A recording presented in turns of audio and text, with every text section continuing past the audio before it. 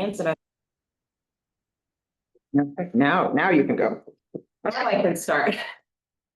Good morning, my name is Haley Lyons and I'm the Chair of the Board of Accountancy. I'm calling this public meeting of the State of Oregon Board of Accountancy to order. Today is Thursday, September 25th, 2025, and it is 8:31 a.m. This meeting is being held in person at the board offices on 200 Hawthorne Avenue Southeast, Suite B450, Salem, Oregon 97301. This meeting is being recorded. Zoom participation is also enabled.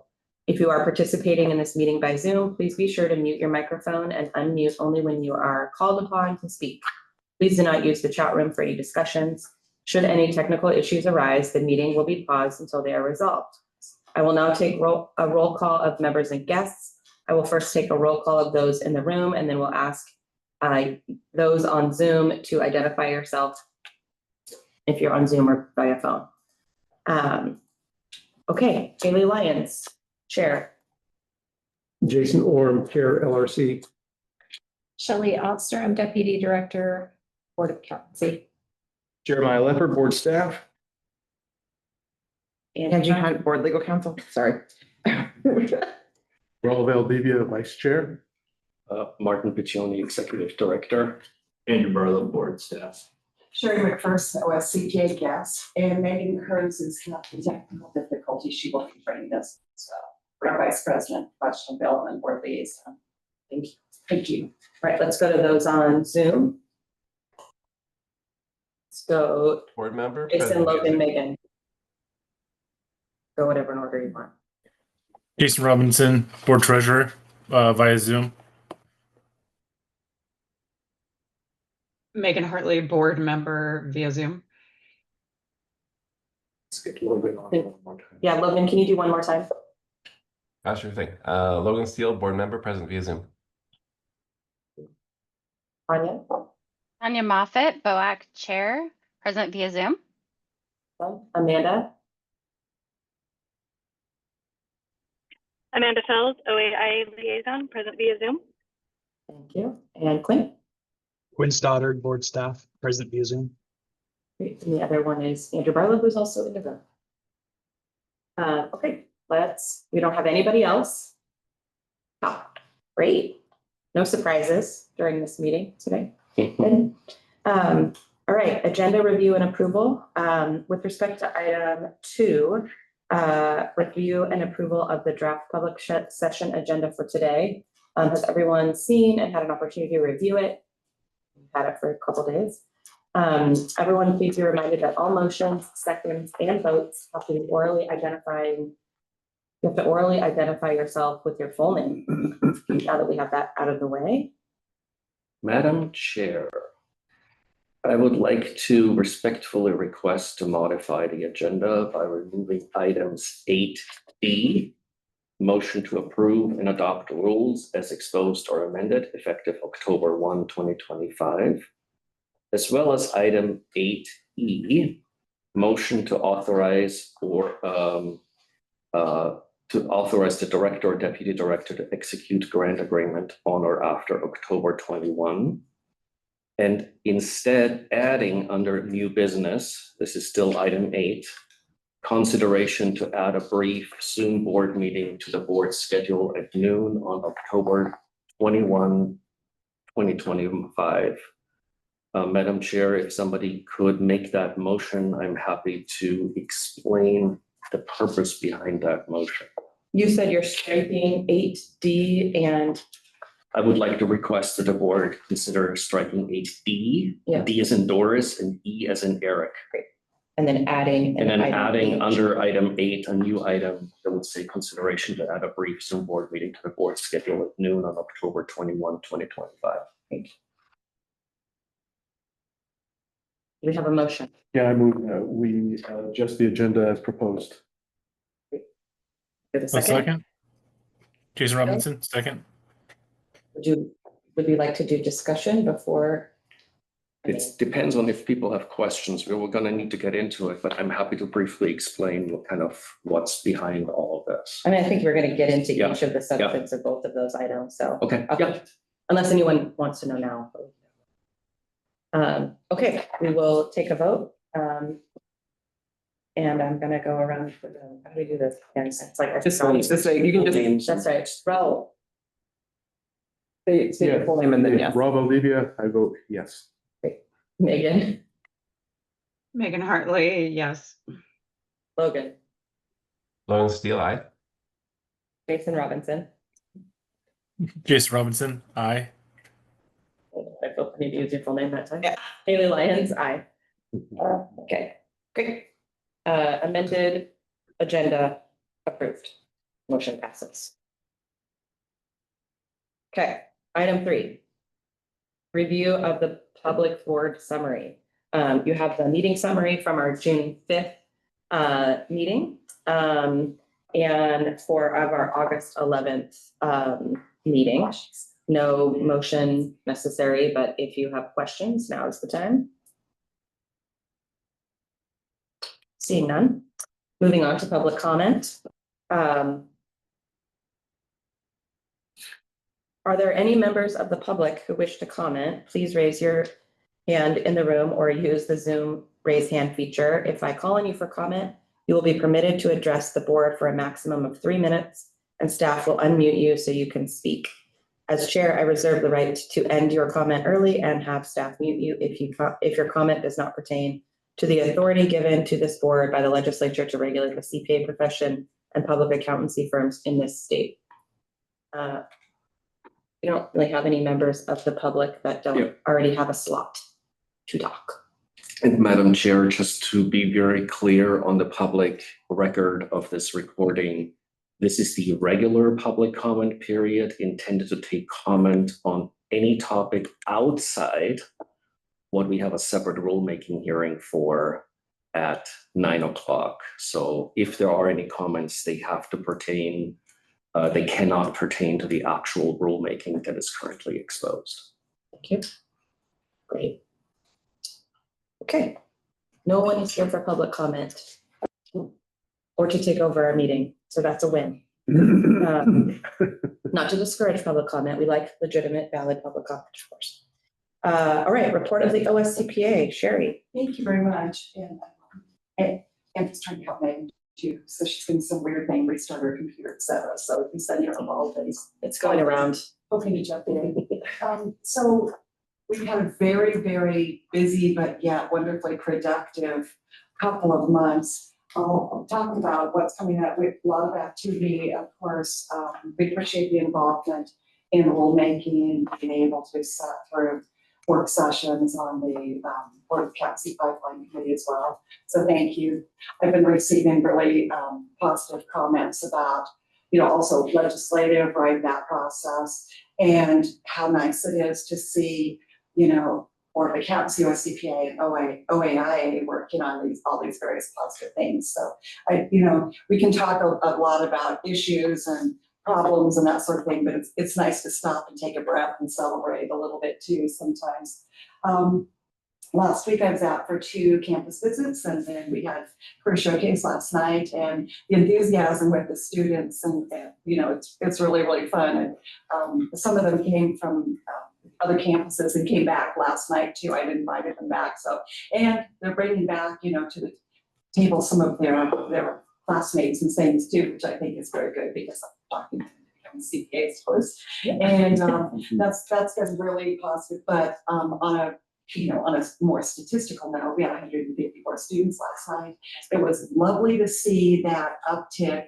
Last year was pretty good, but I forgot to look up the number, but I know when we came back, year before last, it was slow. We were coming out of a pandemic, and just you can see the reflection in the room about students enrolled and just all those changes and that sort of thing, and plus a little bit of generational cliff. So it was very exciting last night, high energy, and when you see students in the room until after following the event closure and people are still there, quite lovely. And I, saw the same thing the last 2 campus visits. So we have a few more coming up. Excited about OSU Cascades campus and the things going on there. So we're working on some things also around the state. Looking at a couple of the other things, I really want to thank everybody for some of these other projects. On November 17th, we're going to have the OSCPA Board of Accountancy OAIA Town Hall. Amanda, for you too, we're going to be getting some of those informational things out now that we're through a few of these other things. We're getting a little bit further along. So that'll be getting out to everybody in the next week or so. And then that way we can have everything out with plenty of notice. And for the folks that I have seen that we've been talking to, there's interest on that. So again, that's November 17th. Coming up on December 9th is a half-day program. Well, the 17th, that's 2 hours. Generally speaking, let's just say 10 to 12. So that's that range, but watch for specifics. On December 9th, we'll have the OSCPA's annual professional issues update. So on the economic update, thank you, Jason and Orrin, for giving the professional issues update. Martin and Haley, thank you. You'll be present, for the Board of Accountancy update. I really appreciate that. Plus the legislative update. And so we, in addition, we have our reporting that's out to Memphis that is, historically it's been the legislative update, but we've kind of that advocacy because that's a variety of things that are in it. So we're able to talk extensively about Senate Bill 796, 797. So that's been really, really helpful and helps people just keep learning from these opportunities like the town hall that's coming up, et cetera. And talking to a lot of members and things, I think that I would just say I'm going to wrap up here real fast, but just from the standpoint of let's think about things as public relations or, just that courtesy outreach. It's members have been very positive in their responses about, these things that we're getting forward, these legislative things and so forth, a lot of excitement by members about that. It's like, oh, can you send me that advocacy report again? So anyway, I really feel like we've been a couple of years on a lot of heavy work and, in our state, and it's very nice to see these positive outcomes. Students are very excited about the alternative pathways. I hear a lot of stories. Last night, I heard someone say, I was going to do that extra. And so that extra year is great for me, and I did happen to see someone that, that had expressed their concern, about a year ago about what was going to happen because that's slowed down and that sort of thing. And to see the relief and excitement on that set of parents' faces, just, I'm 105 and I'm still going to remember. So I just want to, again, thank you for everything in regard to all of these efforts. So, oh, and by the way, I on a positive note, referring folks off to, the Board of Accountancy team members, depending upon whether they're looking at retiring eventually, and they want to make sure they're doing things right. We help them, we point, but we, like Jeremiah, send them to him to make sure that they're doing things properly, et cetera. And a lot of the new candidates too, just trying to help them through, because what I'm finding is a lot of times, even though they get really, really good help, from the academic side, they still have these little pieces that are hard for them to connect the dots. For some students, I'm not saying everybody. So I've been working on trying to connect the dots with people and then referring them to the board, talking about the Board of Accountancy's role. So. Madam Chair, if I may, could we please ask Megan Kurz, who has joined us, to identify herself for the record and then give her an opportunity to add anything that she may want to add to Sherry's report.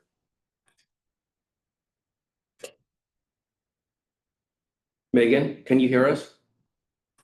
Okay, Megan, could you unmute and identify yourself for the record, please, as having joined? And then Dr. Ulmer, since we're interrupting for folks who have joined, if we can do that with you as well.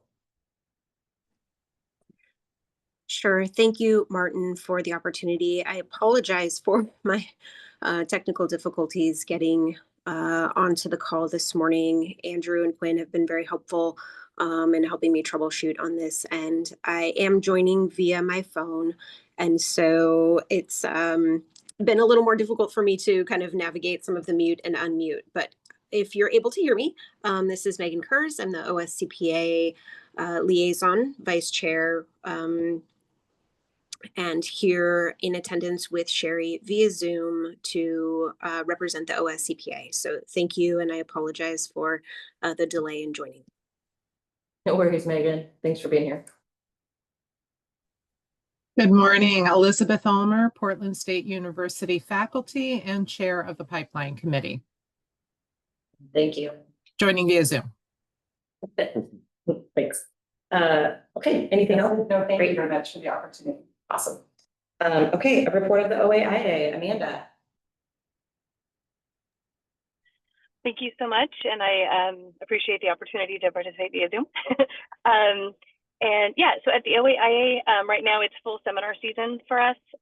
We have our fall seminars coming up. We also, in long form, we also have some short form focus topics. So we're really excited about those, have a broad variety of offerings. We also have our practitioner roundtable next week, which is an opportunity for practitioners just to come and talk about whatever practice management or client issues that they may have, and just kind of troubleshoot some different, challenging tax cases or things that they're experiencing. So we're really excited about that. Yeah, so that's what's going on with us. So thank you very much. Great, thank you. Okay, our next item on the rulemaking hearing, we cannot begin until 9 o'clock, so we have about 13 minutes. And I think we should move to item 8F, which has to do with authorization for Vice Chair Valdivia to serve as the voting delegate at the NASBA annual meeting. So the annual meeting is in Chicago in October.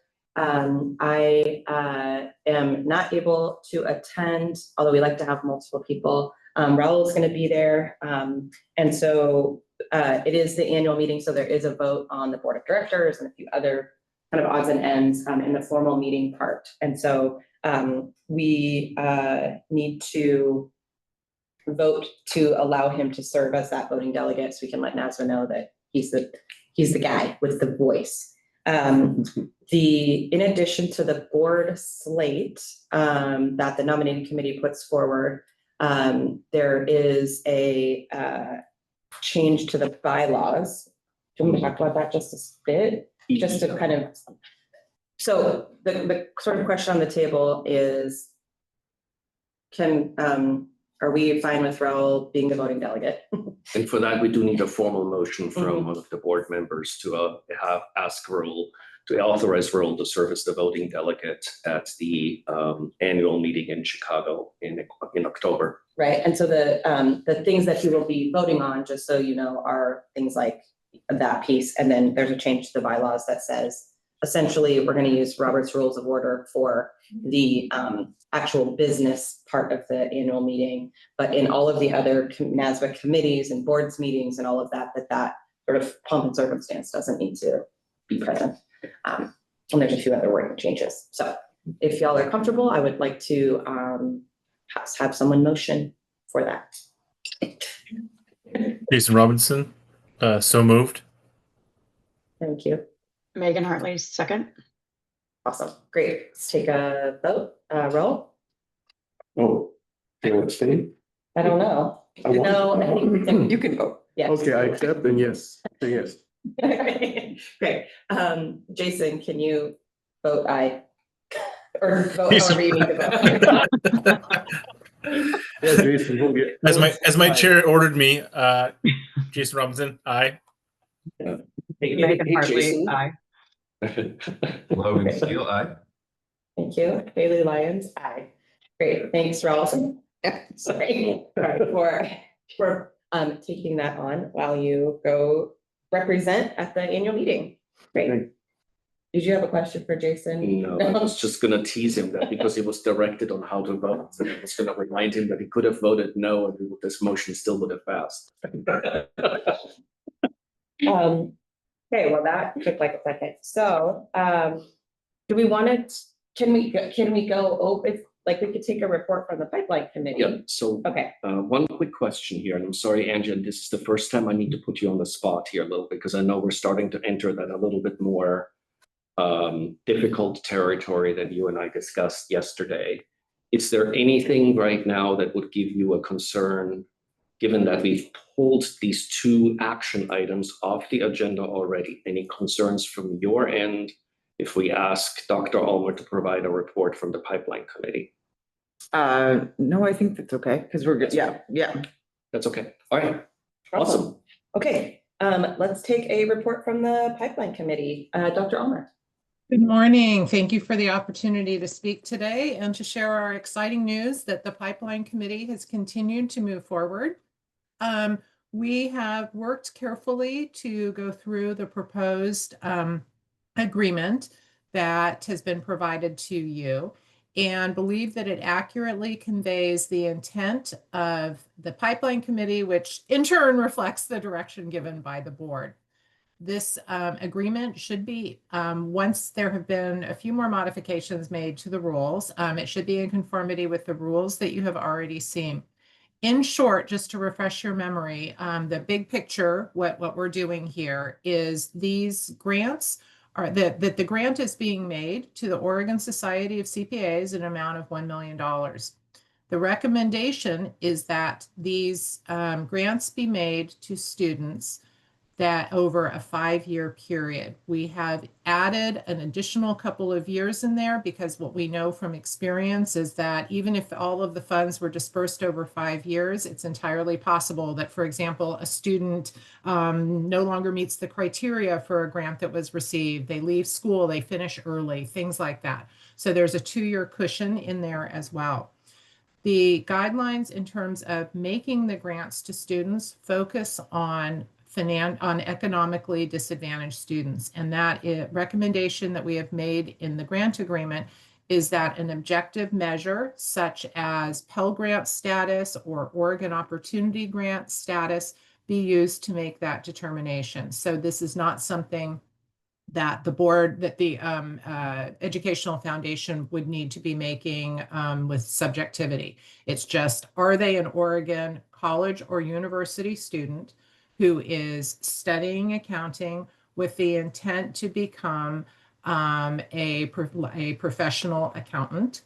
And if so, they need to be economically disadvantaged and maintain a GPA of 2.5 or better.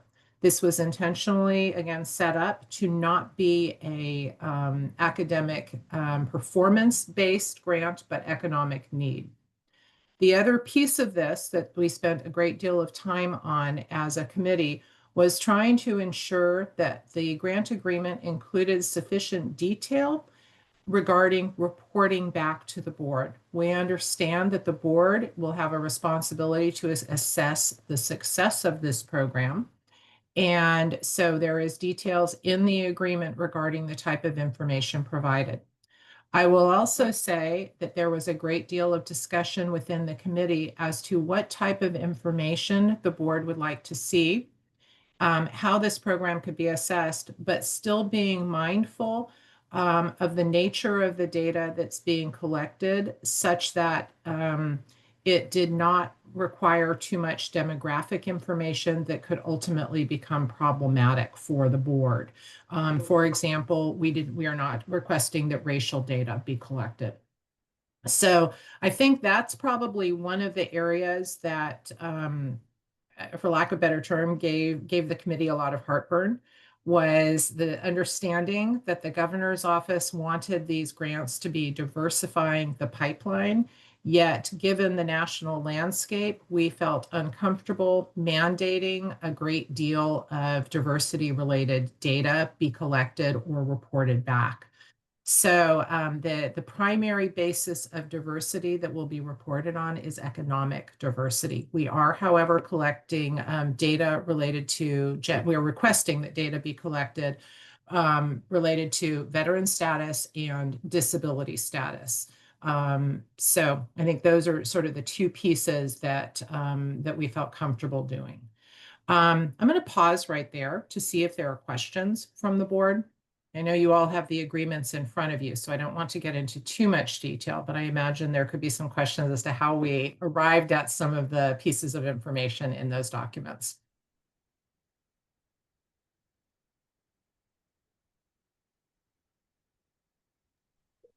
Elizabeth, not to put you on the spot, maybe you have better memory of this than I do.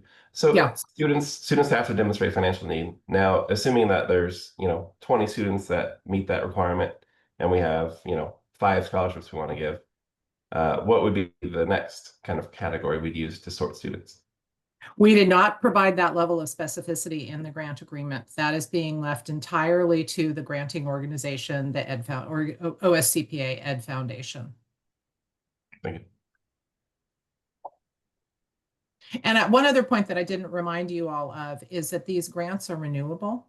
So a student, so what that means is that the Ed Foundation will need to keep careful track of these students, and a student can go ahead and reapply, and they can receive this scholarship for multiple years throughout their program. And again, this includes community college students as well as university students, although the community college students will be funded at a lower level than the university students, just given the level of tuition that they experience.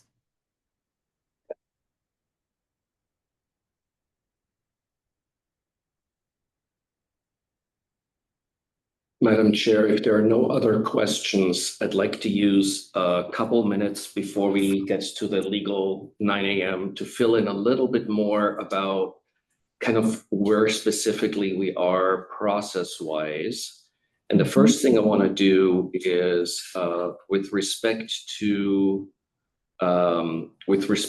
2 documents in here that you have related to the grant agreement itself, where we worked really hard to try to give you the very latest that reflects, and I'm going to say this very specifically, my best understanding and Dr. Ulmer's best understanding of where we're at current state after working with the committee and the OSCPA Educational Foundation. What I need to state for the record is that there has not been, and I kind of apologize if the materials were a little bit misleading on that front, there was not a formal vote by the Pipeline Committee on the exact text that's in front of you right now with respect to the grant agreement, and potentially if you look at the written comments that we have to date, and Quinn, by the way, if you can hear me, I need you to double check Infoboa and the website in 60 seconds for any last minute comments that come in, because the written comment period closes at exactly 9 a.m. right? So we can report back on any other last minute comments, right? But effectively for the board, it's really important that we make a distinction between these documents we worked incredibly hard on to get you the very latest based on the best understanding on Dr. Ulmer's side and my side of where we are, but they do not constitute a formal, there was not a formal vote by the Pipeline Committee on the exact text that's in front of you. Essentially, it's, there's always tinkering and some involvement here. And I just want to say that very, very clearly. And that also goes for essentially the document that I want to specifically put that on the record, that I put into the board packet. So this is my issue, and that I need to take responsibility for, that could have been interpreted as the Pipeline Committee made this written comment, right? Or is asking for this. And instead what you have as of yesterday, which is I think much clearer, is simply a written comment from Dr. Ulmer saying, hey, we're requesting these rule changes to be made. So these are technical issues where it's number one, really important that we have a very clear record in this meeting that this is very much our best understanding, but it's not based on a formal vote of this exact text by the Pipeline Committee. And I think I'll probably just leave it at that for right now. I don't know if you, I think maybe we get through the rulemaking hearing first and see if there's anybody out there that wants to say anything before I talk a little bit about where we're at on the specific rules side of the equation. Because I think it's 9:01, so we have entered legal territory. Quinn, did you have a chance to scan? Did we get any last minute submissions on either Infoboa or on the website that are not in the board's packet? No. Okay. And let's see here. What I also need to validate though, in terms of written comments, is we did not get the written comment from Dr. Ulmer into the board packet because I think that written comment came in yesterday, I think somewhere around 4 p.m.-ish or so. So council, just to make sure that we get this exactly right in terms of consideration of written comment, because that's the one comment that's not in the board packet. I'm assuming the clean way to do that, to make sure that every comment gets treated equally, is could I ask Quinn, I think you have that comment, right? Yeah, Martin, I actually was going to, if I could interject really quickly, Yeah. that comment is in the board packet and it's in the supplemental PDF. Oh, you it's in updated the supplemental folder? for the PDF, Perfect. for the public comments, yes. Okay, I just needed to make sure that every comment is essentially in front of the board. So the supplemental packet that you have now has an updated written comment document that includes Dr. Ulmer's stuff. Okay. Awesome. Do you want to do the rulemaking hearing and then we'll? Yes. Council agrees to move forward with the. Okay, great, of course. I am now opening up the rulemaking hearing on the proposed rules of the board, creating new OAR chapter 801 Sorry. -060 -0010, 801 -060 -0020, 801 -060 -0030, 801 -060 0040, 801 -060 0050, 801 -060 0060, 801 -060 0070, 801 -060 0080, and proposing to amend OAR chapter 801 -0040 0070. Is there any member of the public present to comment on these rule proposals? As chair, I reserve the right to limit the comment to 3 minutes and the rules topic only. I reserve the right to end your comment early and have staff mute you if your comment does not pertain to the rules currently exposed for comment by this board.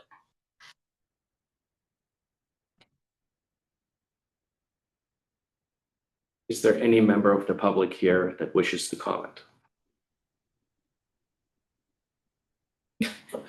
Sure. Council, is there a minimum expectation by the Department of Justice, since we basically published this for a rulemaking hearing that didn't have a specified end date, it just had a 9 a.m. start date? How long we have we should Be in the wait? hearing? Normally, just, we don't have to like sit in the hearing. If nobody's here, we can just end the Yeah. hearing and then, Yeah. did Sherry want to say something? Sherry, would you like to comment? This is a comment, so. You don't have to comment. Thank you very much for this wonderful opportunity through legislative process and the rulemaking process to be able to advance, these potential changes on to support students in our state. Thank you, including my comments. Great. Okay, So you just want to announce that the public hearing ends at. the public hearing, rulemaking hearing is ending at 9:06 a.m. Okay. Okay. Awesome. Good job, everyone. Meeting adjourned. No, just joking. Okay, so now we are moving on to, we're on 8B, consideration of written and oral comments. Okay, Madam Chair, just to kind of help the board navigate this, right? So in essence, the core requirement under rules that we have to follow as a state agency from the Department of Justice. The board now has to consider the full comment record. We have the luxury that we don't have that many comments, so I don't have to summarize anything. So you have the full set of written records in your written comments in your public supplemental folder, and you just heard what we got orally. So what that means is essentially we have fulfilled the first step, which is that you're actually looking at the full record of comments. We can have an open discussion on the content of those comments. What I simply want to say up front, just to be really clear here, is from a technical standpoint, is that effectively what you're looking at, setting aside the CPE piece, which I want to talk about separately for a second, and just focusing on the grant agreement and the rules related to the grant agreement.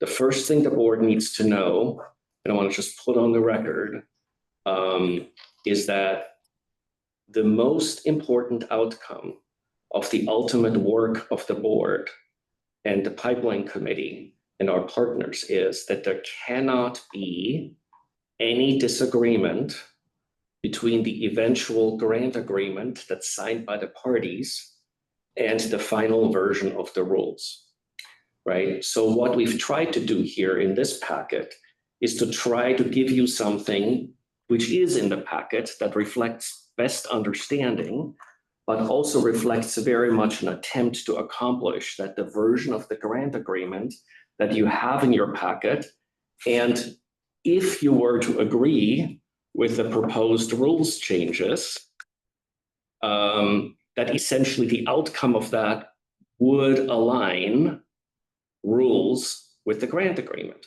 However, from a technical perspective, we also have received advice, which I think I can hopefully just simply characterize in public session, that basically says when a state agency goes through a rulemaking process the way that we are, right? One of the criteria is that you effectively have a request that you can consider around making potential changes to the rules as exposed, right? Substantively speaking, right, one criterion that we have to look at, that's not a policy issue, but a legal issue, is, are those proposed changes so substantial that essentially it would be extremely risky for the board to simply adopt them at this stage? Because effectively we've received advice that if the board agrees with the proposed changes, that effectively they are too substantial and that it would be far cleaner for us to essentially not proceed with final adoption of a revised set of rules, but instead to re-expose the rules if the board agrees with the substance of the proposed changes, to re-expose those rules, have them published in the Secretary of State Bulletin, wait the recommended period of 21 days, which puts us to October 21, before we conduct a rulemaking hearing, and then essentially, which connects to what you now heard in the earlier motion around amending the agenda and adding certain things, and then scheduling a very brief board meeting that contains a rulemaking hearing, rule adoption, and hopefully also it might be a slightly tinkered with from what you saw today, but I think it's pretty close to 99% final grant agreement, that we can essentially defer action on the grant agreement, defer action on rules adoption from today, and essentially do that on October 21. The purpose of that step, while it's all very technical and legalistic, is to minimize risk that these rules could be challenged. That's essentially my super high level summary that hopefully didn't make board council shudder too much. And that's essentially where we are. So it's a little bit bumpy, even though I'm tremendously proud of, and Sherry, quite frankly, I'll just have to say this for the record. As always, it was way too understated in her report, right? Because the reality is there was a huge amount of lifting, including on the OSCPA side, to get us to the point that you see in this packet. It's been exhausting. Dr. Ulmer has been incredibly stellar, lifting a ton of work and leading that work. So I feel very blessed, but it still means that, notwithstanding as excited as we are, we have to get this right. So technically speaking, we unfortunately need to take a little bit more time, right?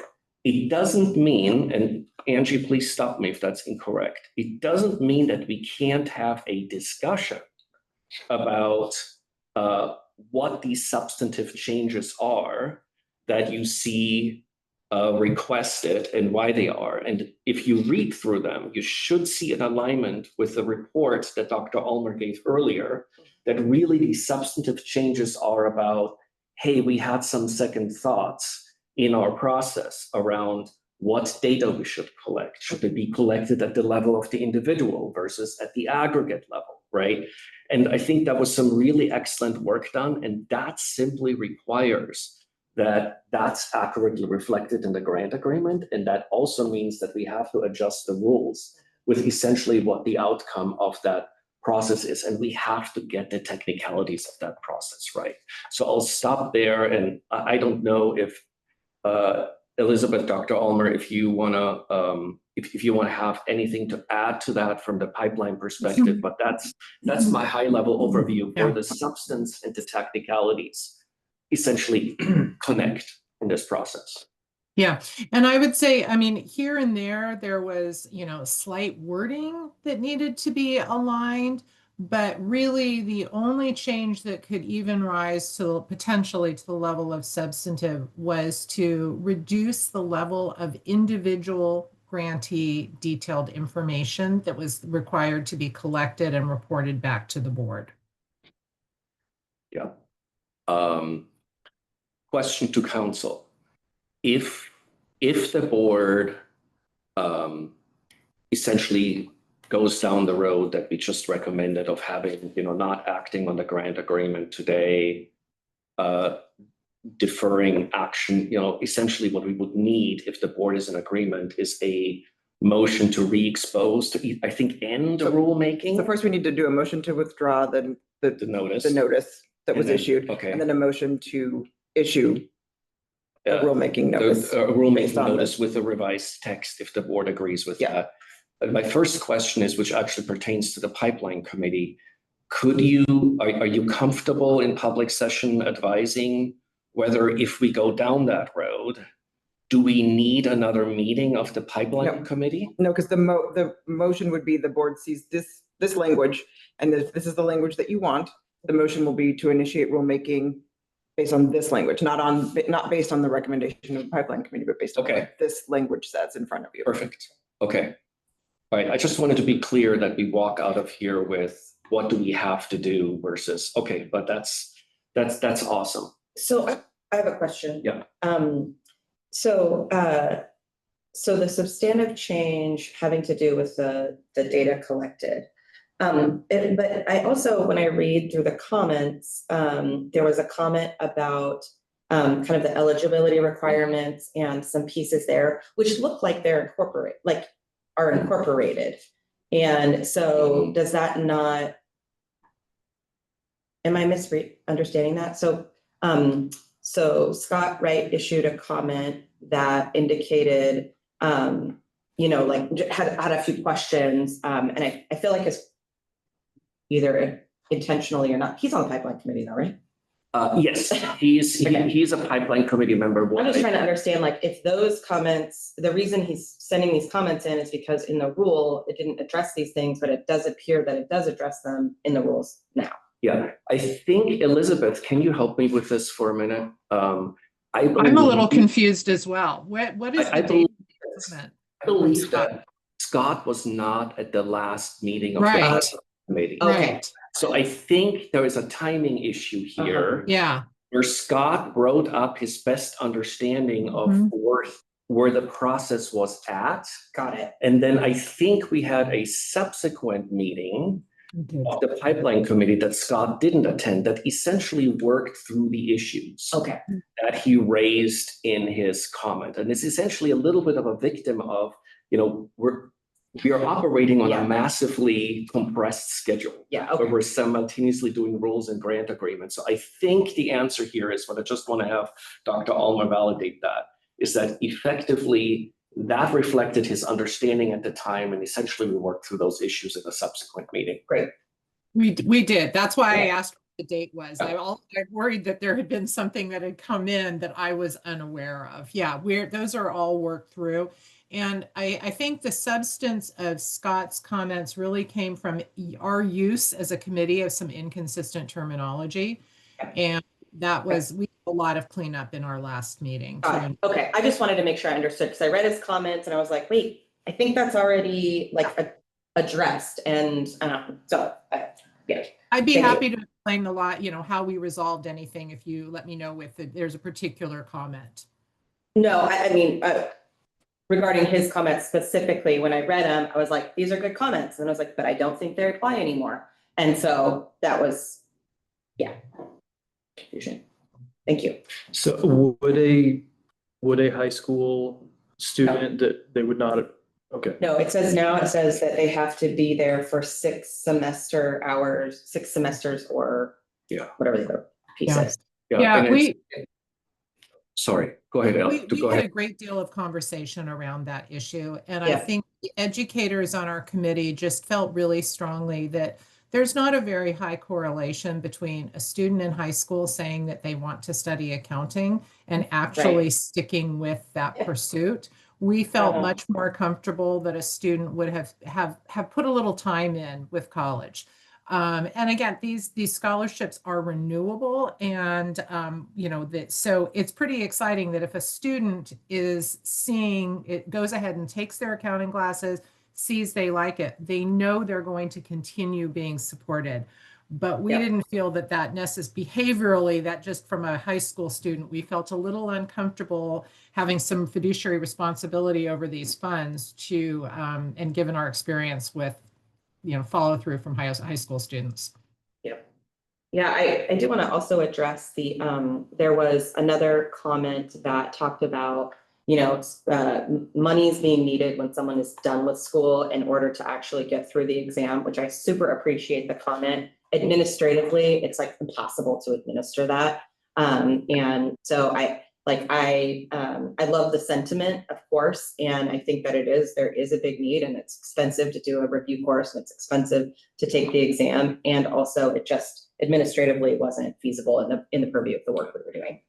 In addition, on that specific issue, I would have some worries, because you have to remember that everything that we do ultimately has to align with Senate Bill 796 as passed.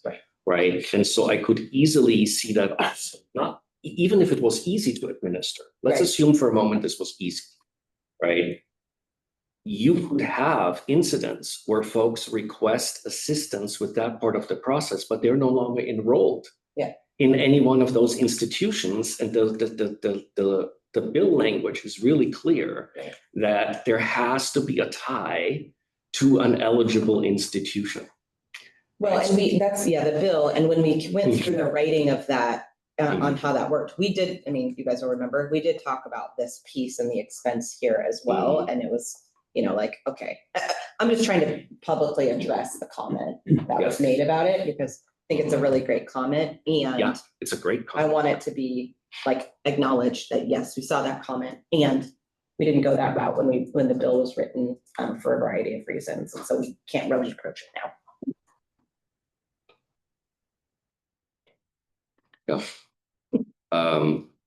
Madam Chair, if there is no further discussion on the grant agreement / related rules piece, could I have just a minute or two to address the CPE related piece of the rules?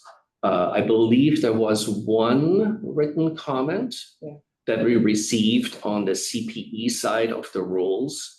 And without denigrating that comment in any way. I actually smiled when I read the comment because it means that there was apparently at least one person, maybe representing a small minority, that was actually really happy with the way the NASBA process worked. As we discussed at a prior board meeting, we got overwhelming feedback from our own base that they were really struggling with the process on the NASBA side when we came to the CPE audits, and we got, a lot of complaints, which is why effectively we asked the board to give us the flexibility to pull the CPE audit back to the staff level. But I do want to acknowledge that apparently we have at least one comment that says, hey, what are you doing? I like this process. Good, not everyone was unhappy, which is Andrew looks a little concerned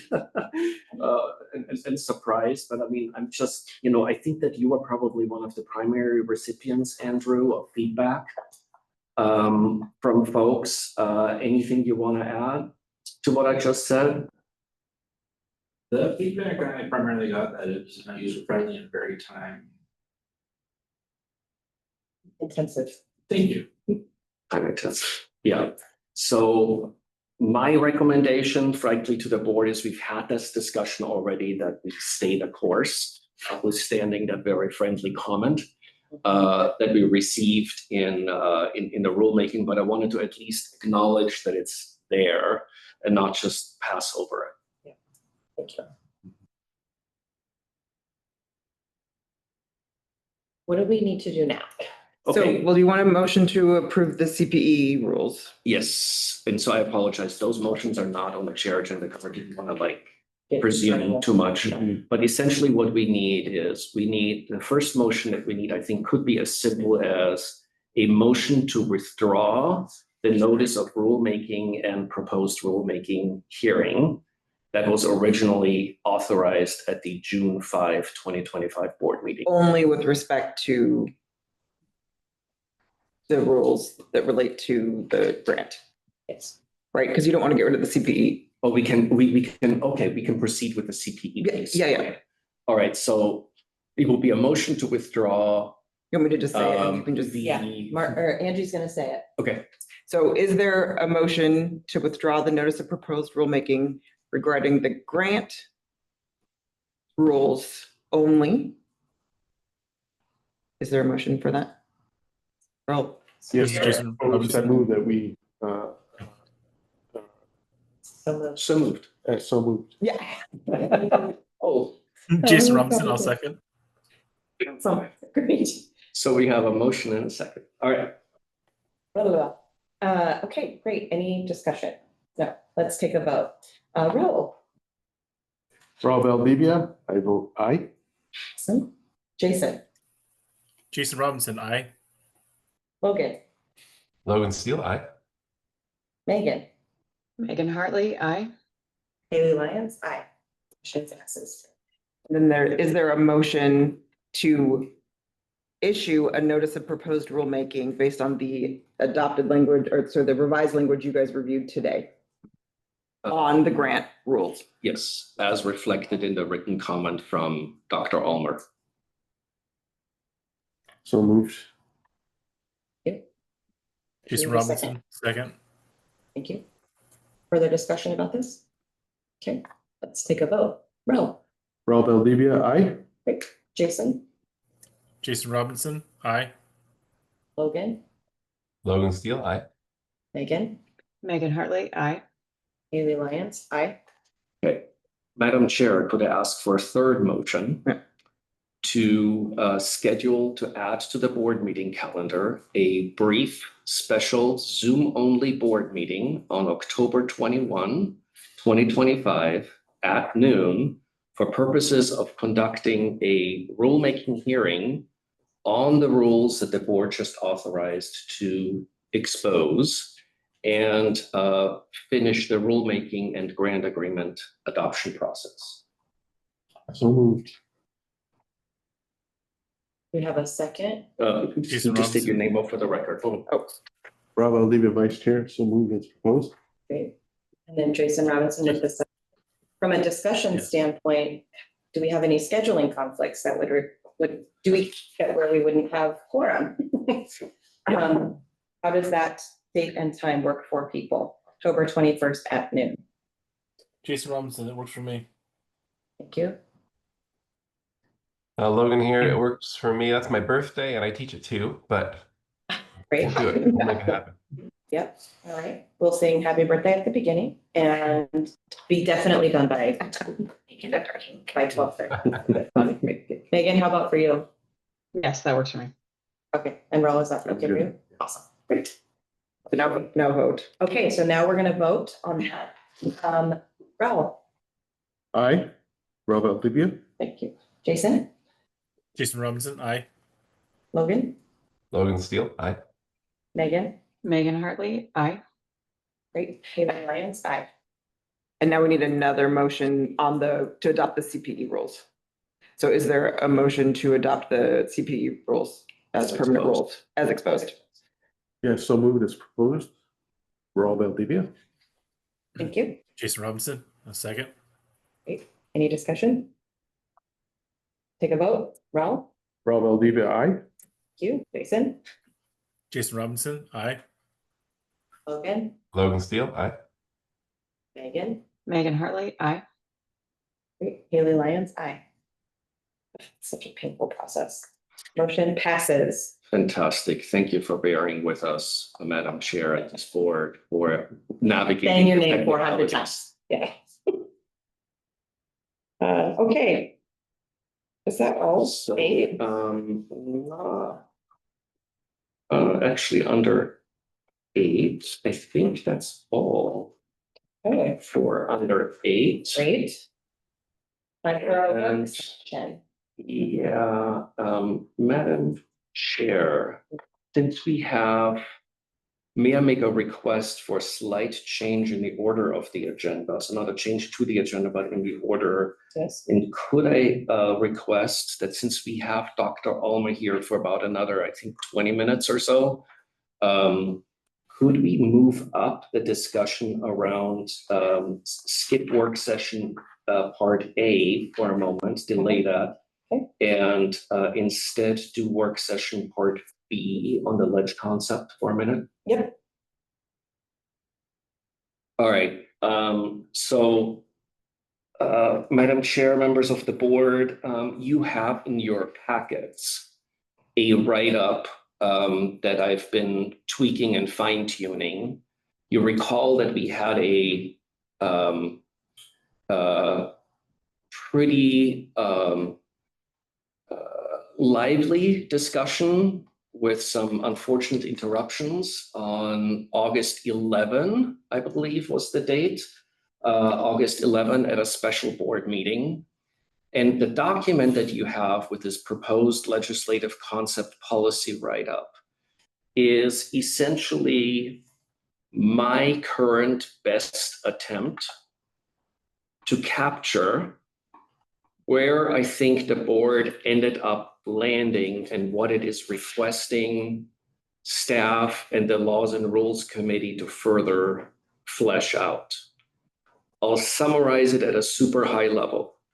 What came out of that board meeting and what we heard was, now that we understand better about what happened at the transition of Moss Adams to Baker Tilly, which did not involve an unusual APS structure, right? That essentially led to us saying, you know what, we don't really need to adjust the minority rules related to firm ownership. And instead, most of the discussion on August 11 really was around how do we regulate firms in the state? And the bottom line outcomes that we heard from the board was, A, the board feels more comfortable with retaining its existing authority to broadly regulate CPA firms in the state. The board does not want to retreat from essentially what has been long-standing, decades-long policy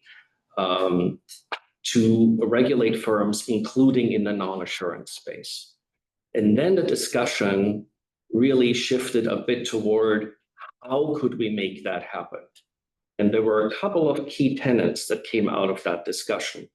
One is that we validated that the board was not interested in broadly expanding the firm registration requirements to require out-of-state firms to register, and instead was asking for a very narrow approach that's very much focused on firms that are tied to a registered public accounting firm through an administrative services agreement, and essentially asking that in those circumstances that we have the ability to create and issue a license type that could effectively function as a type of firm license that would not require 51% CPA ownership for that license type, because that's the only way that we could have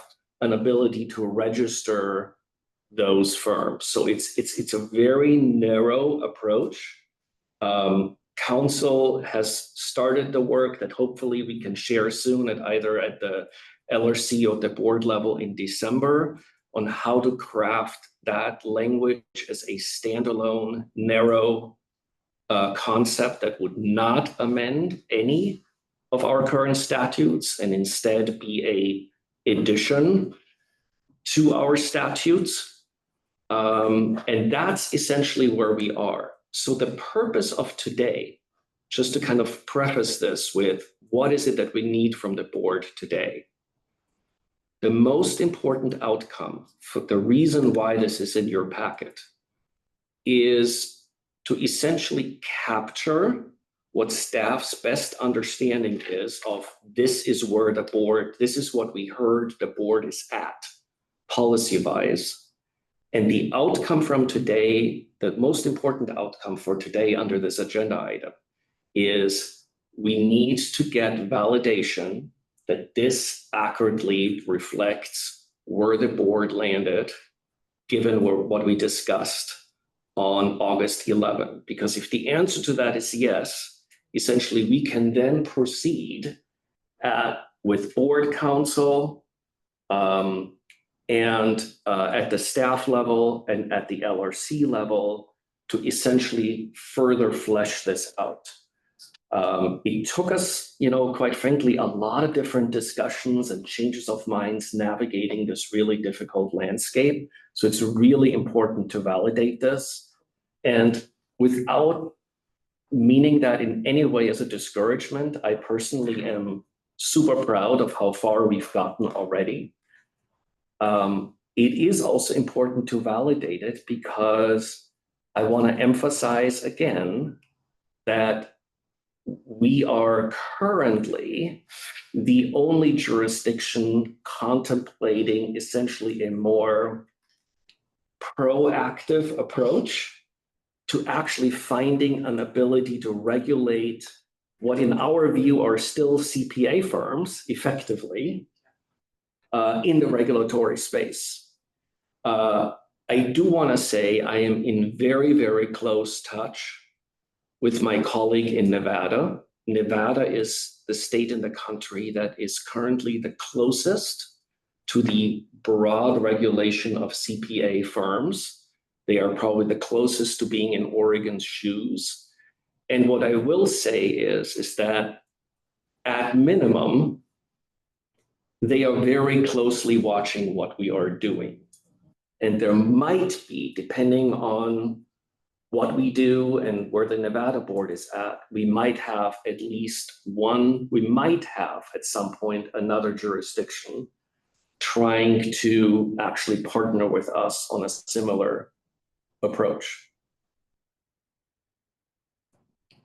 Yeah, I think we were at a crossroads where we were forced into doing something. We couldn't do nothing because we had firms entering these arrangements and no longer and operating out of compliance with our current laws.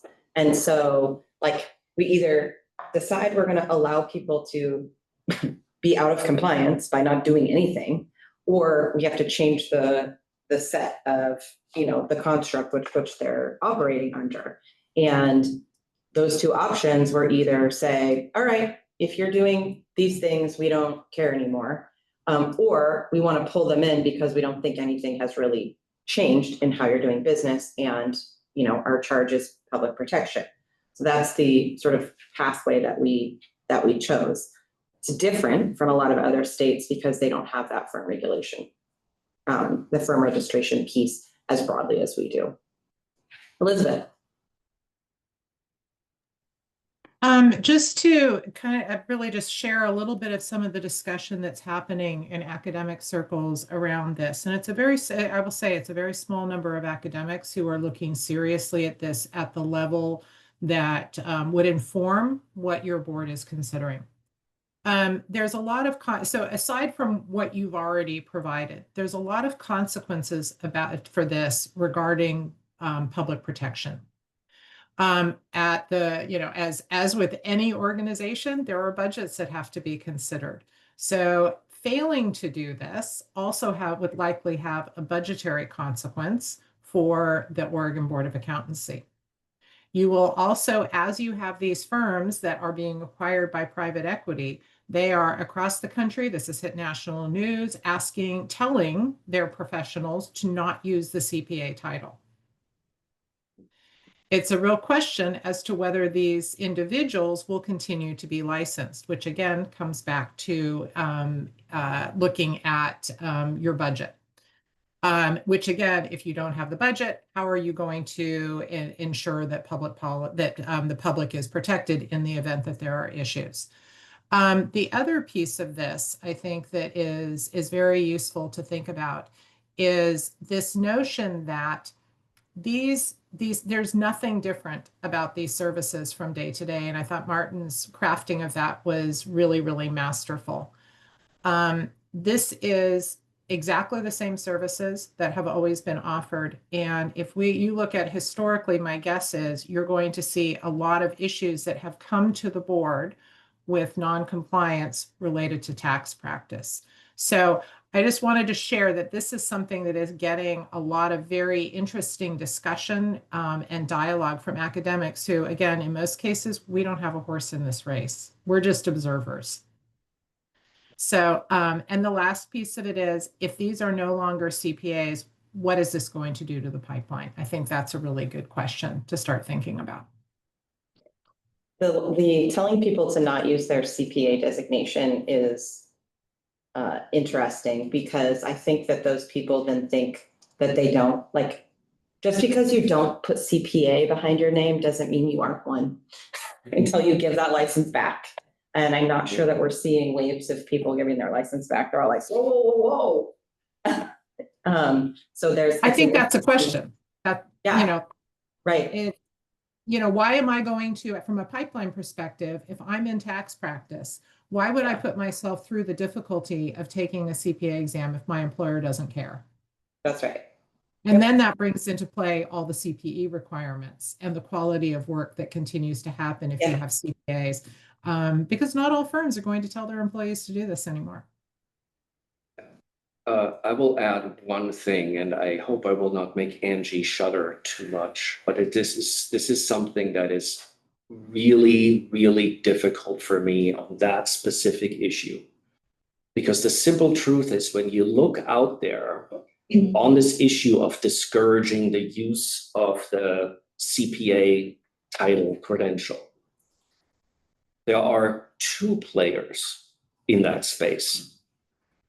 One player we've discussed, which is sometimes you have firms that on their own initiate these types of discouragements to their staff, right?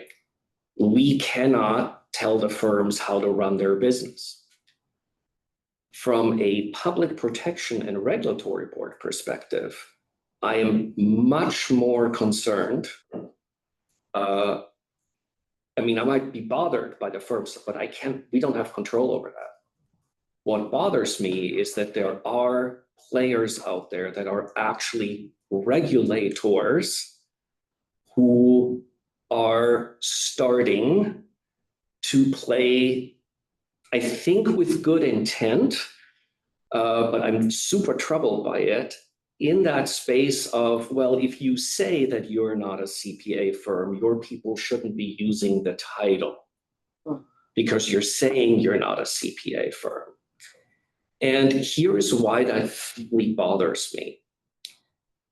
In regulatory practice, I've always kind of seen as a core principle, regardless of what profession I was working with, that when an individual legitimately holds an active license to practice from a regulatory board, right, that the only time a regulatory board gets involved with essentially restricting the use of the title or restricting that license in any way is if there is a disciplinary issue.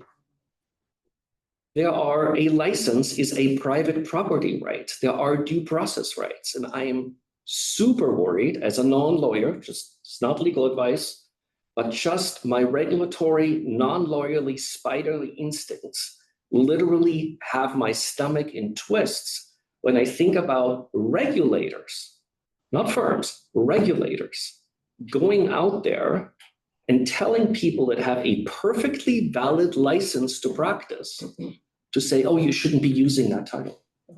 Because to me, that touches on, quite frankly, issues that are super problematic from my perspective for a regulator to get into, right? Because we shouldn't be, as regulators, touching what somebody can do with a license unless they violate a professional standard or have some other issue to deal with. So I'm super nervous about this, quite frankly, from a regulatory perspective, before we get to any discussion about pipeline issues or what firms are doing.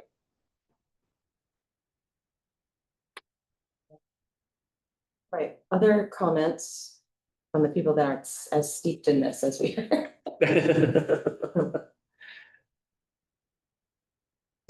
Do we agree that this kind of draft concept captures what we were intending? Does anybody think it does not capture what our intention was?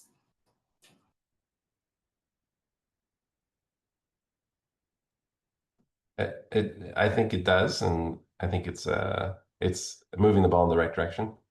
But there's a lot of complexity remaining. So it seems like a win, a start of a win to me. Yeah.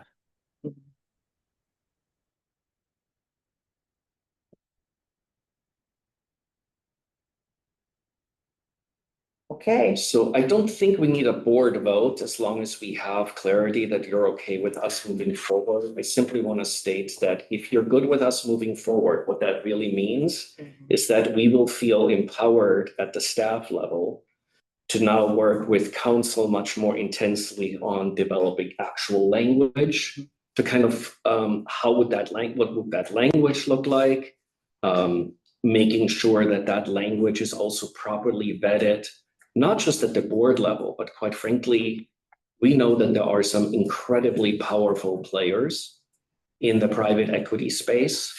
I think that I can say in public session that our intent is to not just run this through essentially our own board council, but to also run it through whatever we come up with, the Department of Justice appellate section, because if we're gonna be on the wrong side of a legal action where somebody says, can you do this, or is this really legal, what you're trying to do, effectively, I think the more prepared we are, the more buttoned down we are on any language, the better it is for us. So effectively, if the board greenlights us on this, it means we're going to get really serious about developing language and really vetting that language, primarily through this is mostly like legal stuff right now. This essentially, I don't want to say settles, but gives us the policy direction.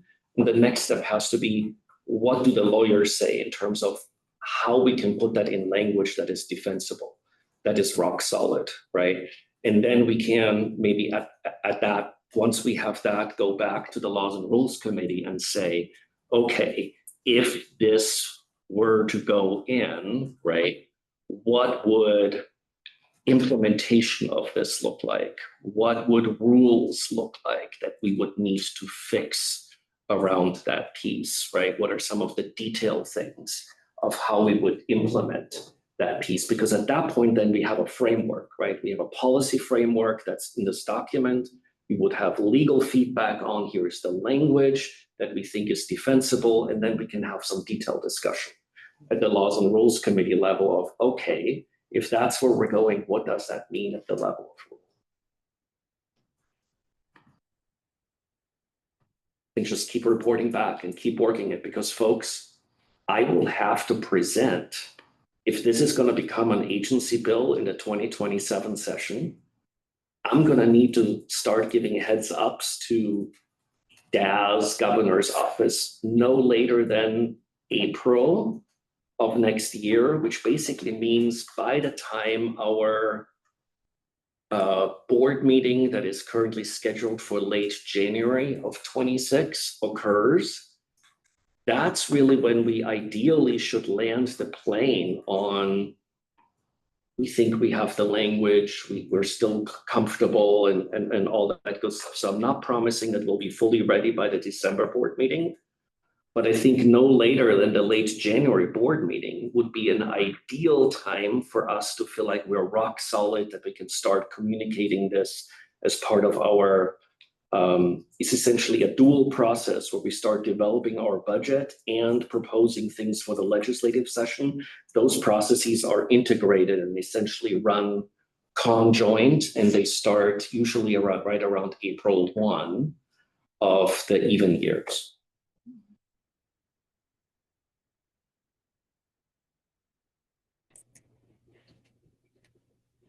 Let's do it. What are we waiting for? I hope it's feasible. It's not, I don't, writing those rules and statutes sounds challenging to identify those firms. So good luck, I guess. Good luck. Okay. Okay, charging ahead. Okay. More on that topic. We done with that topic? I'm gonna go back to work session 9A. Checking your watch? Yes, we're gonna take but first, we're gonna take a 6-minute break. We're ready to get back to it. So we are at work session. Might want to make sure they're there, so we make sure we have a quorum. Christie. Great. I do see Jason, Logan. We got everybody, yep. I think we have. Yep. Oh, there's some cake pictures. We're getting some in process. Cake pictures, recording this. Yay. Nice. Could be on YouTube. Might get orders. We're not recording this yet, but I think what I heard Tanya say while she was a mute. It is recorded. Oh, it is being. It's all public. Yeah, yeah. Right. Well, that's a cool I cake. thought that Tanya was just volunteered to make something. Wasn't there a birthday coming up for someone here? Yeah, Logan's on our this meeting. Logan's birthday. I think Tanya just volunteered to bake Logan's birthday cake. Multi-tiered cake. Yeah, she's on it. Love it. Okay, everybody is here. We are gonna do work session 9A, report and request for direction from LRC on Senate Bill 797 rules development. LRC Chair, take it away. Thank you, Madam Chair. Between Angie, Martin, and I will lead through the biggest topics. I recommend that everyone go through the 109 pages. We're not going to do that today because it would be painful. We'd just like to point out the high points. Angie, you mentioned a few originally. One is there are some changes in the peer review section that we wanted to get input from the board on, and why don't you take? You want to start there? Yeah. Okay, so in the statute, so this is at the page 90, well, page 97 of mine document, but I think I might be looking at a different thing than you guys are looking at. It's 99, I think, in the document in the materials. So basically what, one, we did.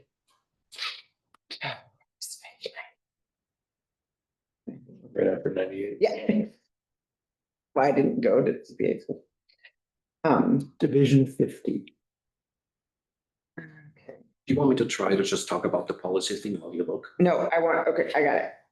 Okay, so what we did in statute, right, is that we changed ORS 673-457 is amended to read a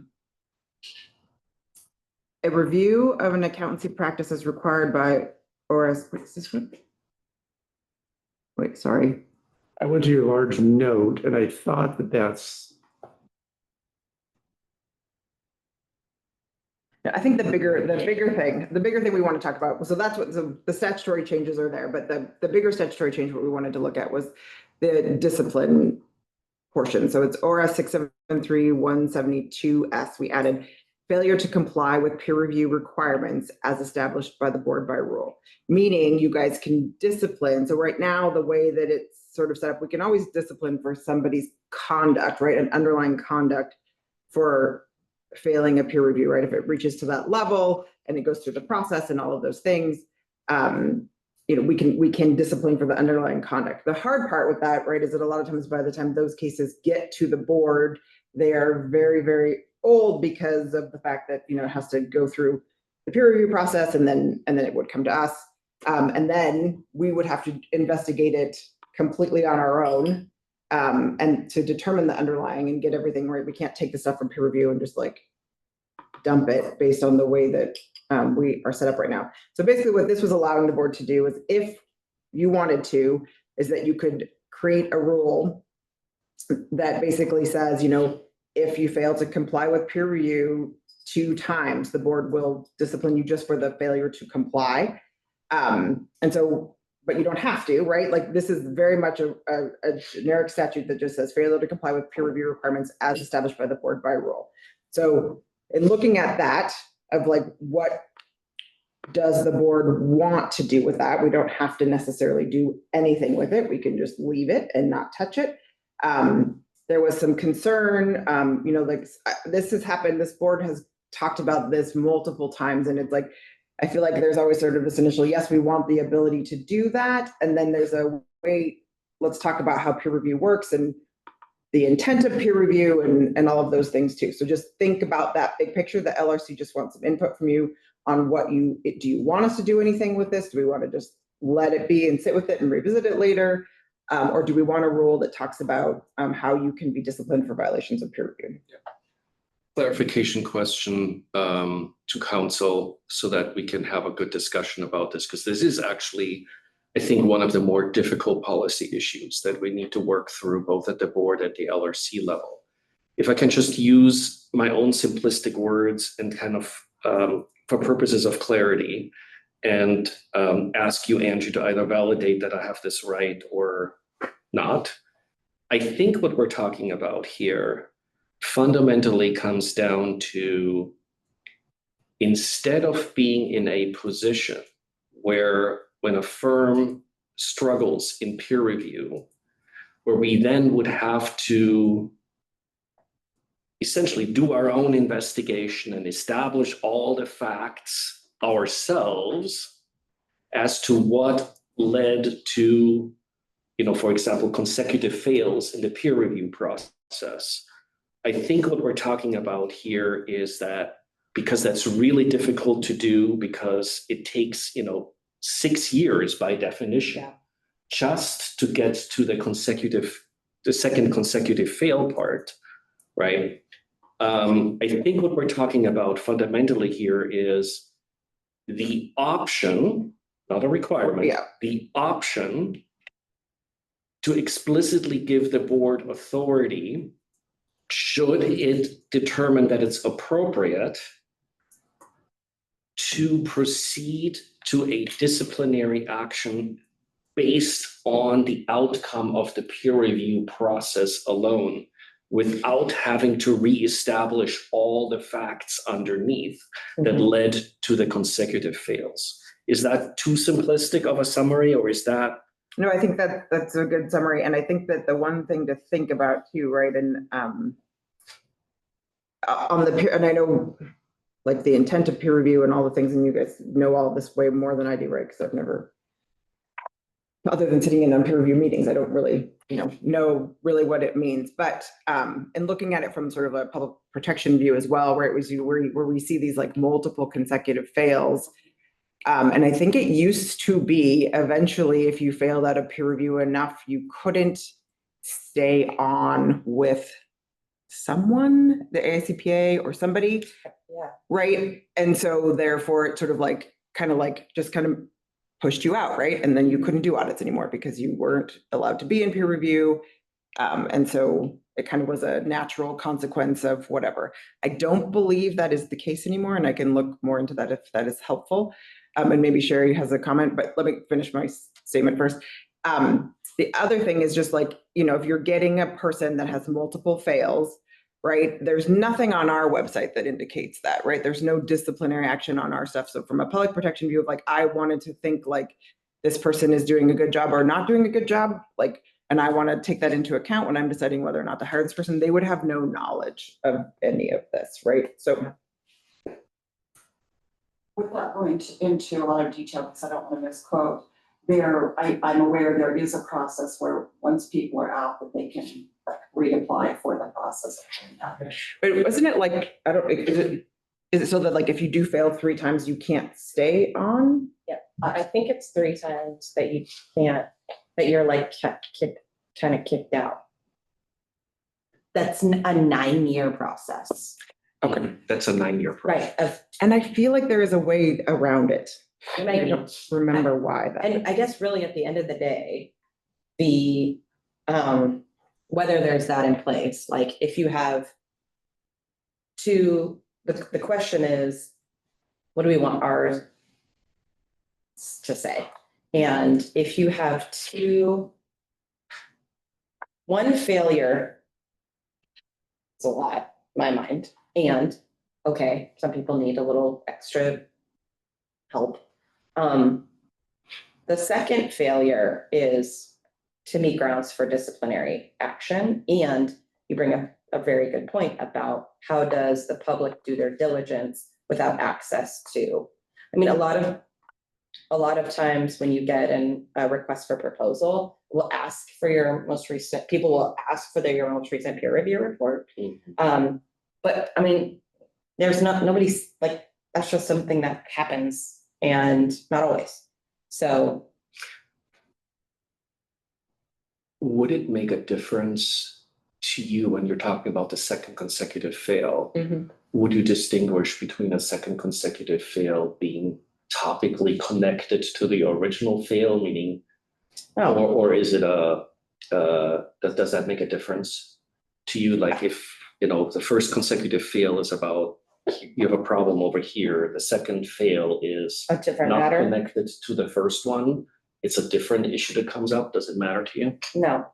Okay. But maybe I'm too strict on No, that. I mean, if I'm just saying clarification purpose. No, I know that. And so I'm stating from my own personal view of like, no, if you fail, I would expect that you are going to do everything that you can to get all of your ducks in a row. I mean, because you can have problems and you don't fail. Yeah, you get past with deficiencies. With deficiencies, and you have an opportunity to correct and all the things like, and but if you like straight up fail and then you straight up fail again, that to me feels problematic. So Auditor Megan. My formal title. I mean, I feel the same way. Failing is a pretty high bar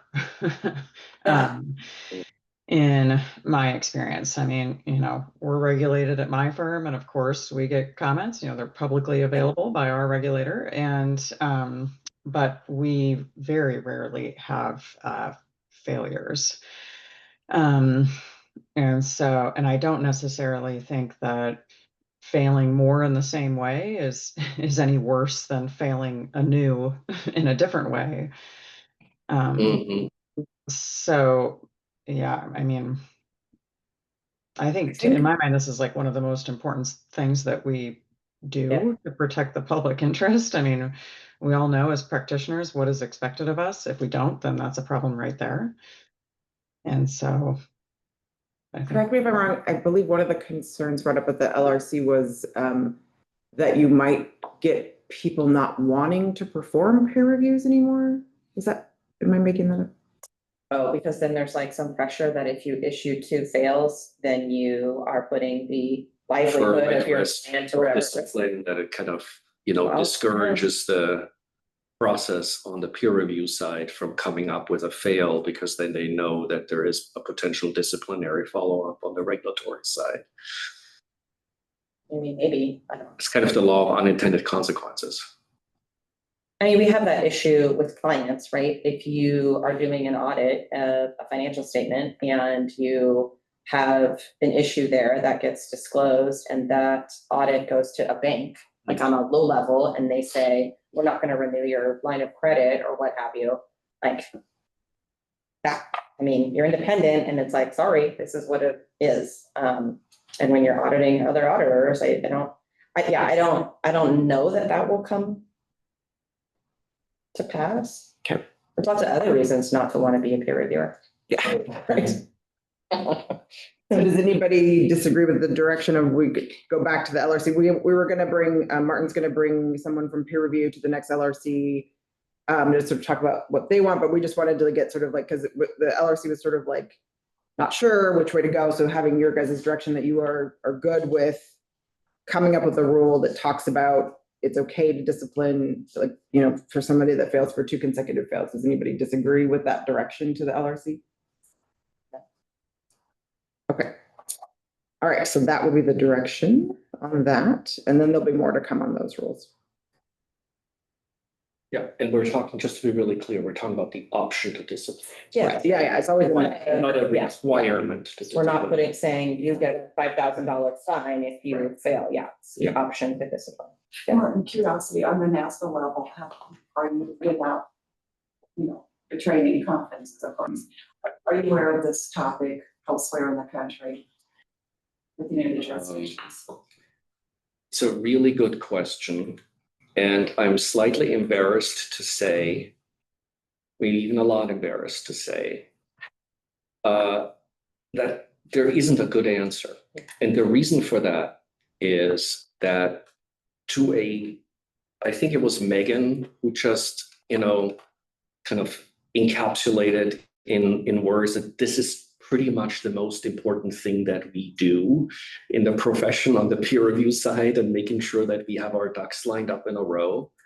And yet, I have to say that there is far greater divergence that I really care to discuss in detail in public around how individual jurisdictions kind of connect in and utilize that peer review construct. I think the only honest thing that I can say is that the 55 jurisdictions are all over the place in terms of what the interaction between the regulatory side and peer review looks like. There is a lot less consistency that one would expect. I only ask because, having been around a while, from the start of peer review, just being aware of all of these, let's just say conversations, big picture conversations over time. I was curious about that because, we're usually hearing that from. So there is, what that also means, just from our Oregon perspective, there's a reason why I'm not now talking about, there's a clear true north, here's how other boards do it. Yeah. Because boards are all over the place around this. Thank you. Appreciate the comments. Yeah.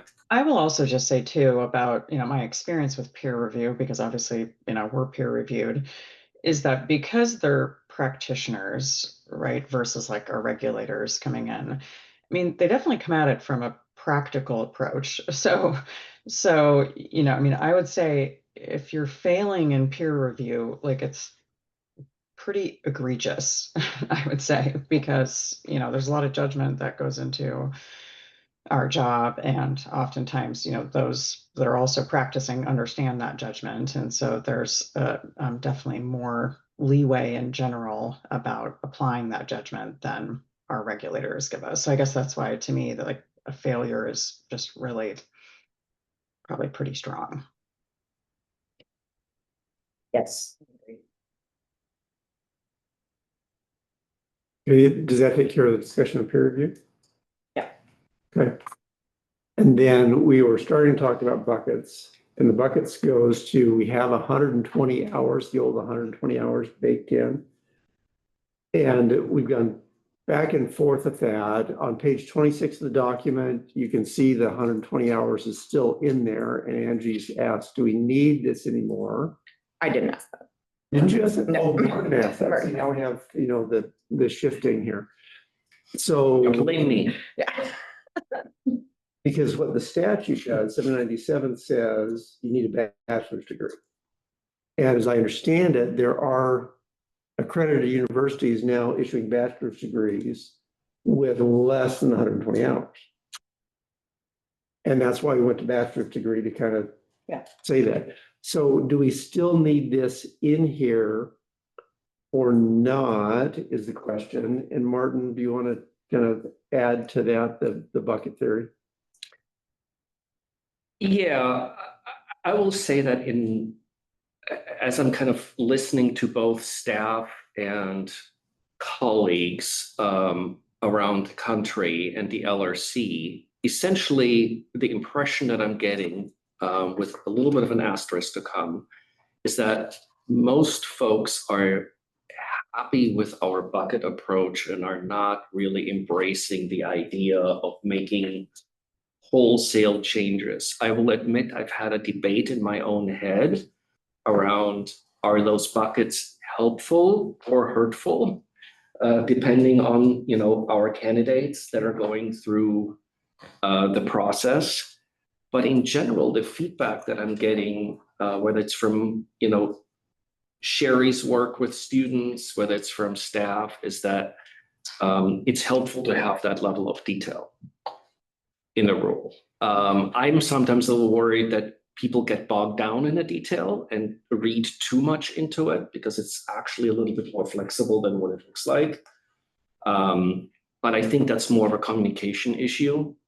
What I do want to point out is that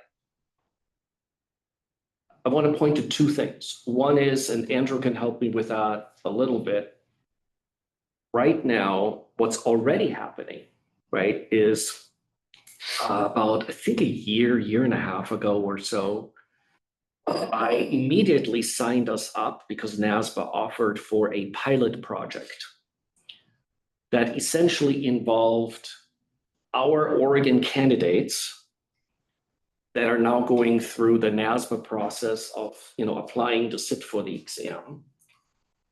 And essentially they created what was then a pilot program, I'm not sure that it still is, where there were a number of jurisdictions that then included Oregon that essentially were allowed NASBA to go through a process of actually looking at individual programs inside Oregon or in Oregon schools and say, we've looked at this program at that school.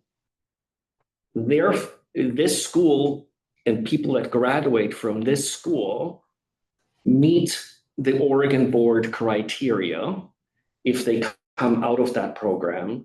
Therefore, when we have an applicant to sit for the exam that comes out of that program, we don't need to go in and do a specific bucket analysis because effectively we've done the analysis for that program and that program is effectively on an approved list, right?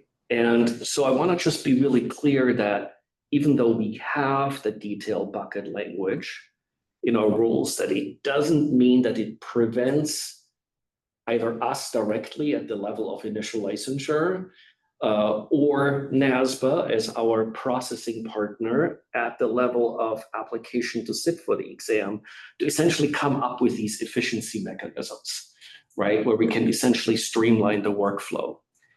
I talked about this issue Tuesday with my colleague Dominic Francella at the California board. of accountancy. And he validated, and of course, California is, 100 times our size. I don't even know how to describe it. They have massive volumes. And he confirmed that they are very much both at the level of initial licensure as well as the level of permission to sit for the exam. They are absolutely going to go through and start essentially developing a list of approved programs that meets the California criteria so that they can decrease the amount of work that they have to do at the staff level of saying we have to do a bucket specific analysis for this particular applicant, right? Because they're hoping to do that for fewer applicants moving through the process by lopping off those that come through programs that they have reviewed. And I'm assuming that this will involve some kind of a regular, re-review process, because programs at universities can change over time. So policy-wise, what that's done for me is it's made me more comfortable with us kind of keeping the bucket stuff that we have. But it also does not discourage me from figuring out ways in which we can use that as a basis, both at the level of initial licensure applications and at the level of applications to sit for the exam, to kind of use that streamlining approach of kind of approved institutions so that we can just get people through the process faster and easier.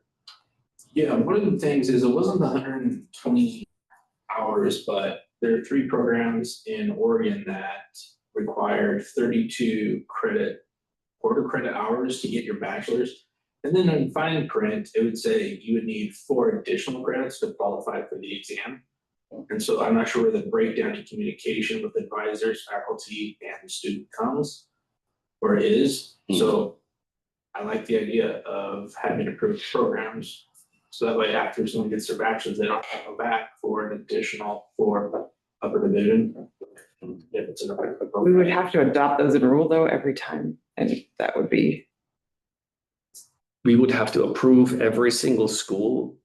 In by rule, if you name wanted to be able to in deny rule. somebody for not to do it, right? Like the only way you could deny an application in that situation, right? If I'm understanding what you guys are saying correctly, is that the only way to tell somebody they can't get a license unless they fall into one of those things is to say if it's enrolled. I guess if you're saying though, you could have one of these and then something else, right? You're not going to say these are the only ones. No, this is Okay, not okay, the only ones. okay. It's just that our process becomes faster if you are in that bucket. But the criteria are the same for everybody. Going back historically, how I remember us getting to where we did with statute is we turned to our one educator, lost our other educator, and said, Logan's University says that they granted Jason a bachelor's degree in accounting. And they are an accredited university. If they've granted Jason a bachelor's in accounting, he's good to go. And we got away because some of the universities were doing exactly what Andrew just mentioned. And now it's not 120 hours, it's 116. As I read rule, statute says bachelor's degree, and now I have a rule that's potentially more restrictive. That concerns me. When I see regs that are more restrictive in the tax world than actual statute, I wonder about how current the reg is. Because as I understand statute, it says bachelor's from accredited. Right, so I think it's 2 different conversations. There's the bucket conversation, which is just generally like that's we would look for certain amounts of credits or whatever. And then there's the other rule that's after that, sort of like what you need to sit for the exam, and then there's the 120-hour rule. And those are 2 different, I think, conversations. But that's baked inside though what you have to do to sit for the exam. There's a 120-hour provision still baked inside that. So what I think what the LRC was saying in church, is that they would generally be and I'm not speaking on behalf of the other students, speaking for people that I remember what they said. Is that what they were saying was that they liked getting rid of the 120 hours, but keeping the buckets. Keeping the accounting buckets and that sort of thing. Yeah. Yes. So that way the bachelor's degree still has to, and that's still in statute. Thank you for that clarification, Angie. You still have to have a minimum of 24 semester hours of core accounting coursework, which is, includes all of these variety of topics. So that's still there. But to get around this, is it a 116-hour bachelor's degree or is it a 122-hour bachelor's degree? We get rid of the 120 marker. I think Sherry wants. I just want to remind everybody a little bit of history that, we moved over time, back 20 some years to 150 hours. Over time, not all states accepted that as the level to set for the exam, right? And so over time, we found some, I'm going to say jurisdictions instead, sorry. We found some jurisdictions moving back that opportunity to set at 120 hours. OSCPA advanced legislation some years back, I'm trying to remember the year, I don't want to mistake and be inaccurate. So we were, out of all the jurisdictions, we were one of 8 states that was still requiring the 150 to set. So that's why we advanced that that bill for us to be able to move to 120 to set. So we've actually called it the 120 rule, right? So when you see that, there is that correlation between the statute and the rule, right? So I just want to make sure that we have that history on why the statute was there, even when we had the 150, right? Because what we were finding is we were outliers. And so that's that background. Past this, I wouldn't jump in here and recommend other than to say, whatever makes things easiest for students where they're not taking the wrong thing. Again, like last night, I had a lot of students last week. It's like, there's just this work that needs to be done on helping people understand this more, but we don't want to put students in harm's way either, where they can't keep track of the differences. So, but thanks for letting me share that history on why 120 is sitting in there when we had 150 for licensure. What would you like us to do, Madam Chair? What is your direction for us? What's the direction of the board? If I may, yeah. Unmuted. I favor keeping the hours in our rules and our statutes at 120. We've already reduced it from 150 to 120. Some colleges are trying to get and succeeding, getting programs accredited where they're giving less than the usual bachelor's degree number of credits. And I don't think that's a bachelor's degree anymore, first of all, but they're calling it. And I think we need to hold the line somewhere. And I think 120 is appropriate for that. Permission to ask Logan a question. Logan, I can't remember, are you at Oregon State? Yes. Yep. I know a young lady who I swear told me that she came out of Oregon State with an accounting bachelor's degree and she's less than 120. And that's what I'm basing some of my comments on, because Oregon State, name brand university. Is that true, or is that a misunderstanding on my part? I think it was maybe a misstatement. So this student, maybe they had some AP or CLEM credits coming in, and so they did only have to take 90 credits at OSU potentially. And then transferred in the rest of the credits. So that'd be my best guess, because we do not offer bachelor's degrees in anything with less than that 120, 180 quarter credit level threshold. But even with those credits coming in on their transcript, they'd still have 120 hours, correct? Correct. Yep. Okay, thank you. Thank you for that clarification, because that takes that risk away. So we don't have a university in Oregon, it doesn't sound like, that is below the 120 marker giving bachelor's degrees. Is that correct? I think we do.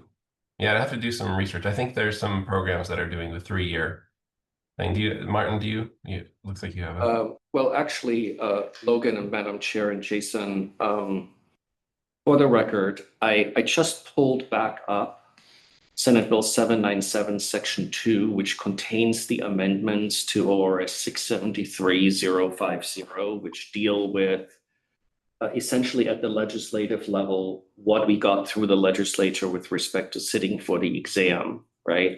And effectively, it deleted our current text and statute, wrote it up differently, and the biggest shift in there is that it removed very deliberately any reference to the 120 hours and instead made it more general, right? A person seeking admission to take the certified public accounting exam, to take the CPA exam, to obtain a license shall, submit an application, But basically, in terms of the education requirements, it simply says, hey, you can either do a baccalaureate degree or higher degree from a college or university, you need to have courses completed in the study of accounting and business, right? But you don't, it doesn't have any specific hour requirement. It simply gives us the authority to do buckets, right? Mm-hmm. So effectively, we've created the flexibility to not rely on 120 semester hours in statute. And so the policy issue is right now our rules, because they were written under the old framework that was very 120 hour specific and still have to be, because right now the current statute still has 120 hours. They don't disappear until midnight on December 31, 2025, right?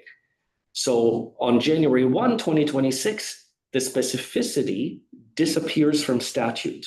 The policy question for us is, are we essentially going to take the opportunity provided to us by statute and the work that we did in 797 and essentially reflect in the rules a pulling back from the 120 semester hours, because we now have that policy option as of January 1. I think Logan is saying no, he doesn't want to do that, right?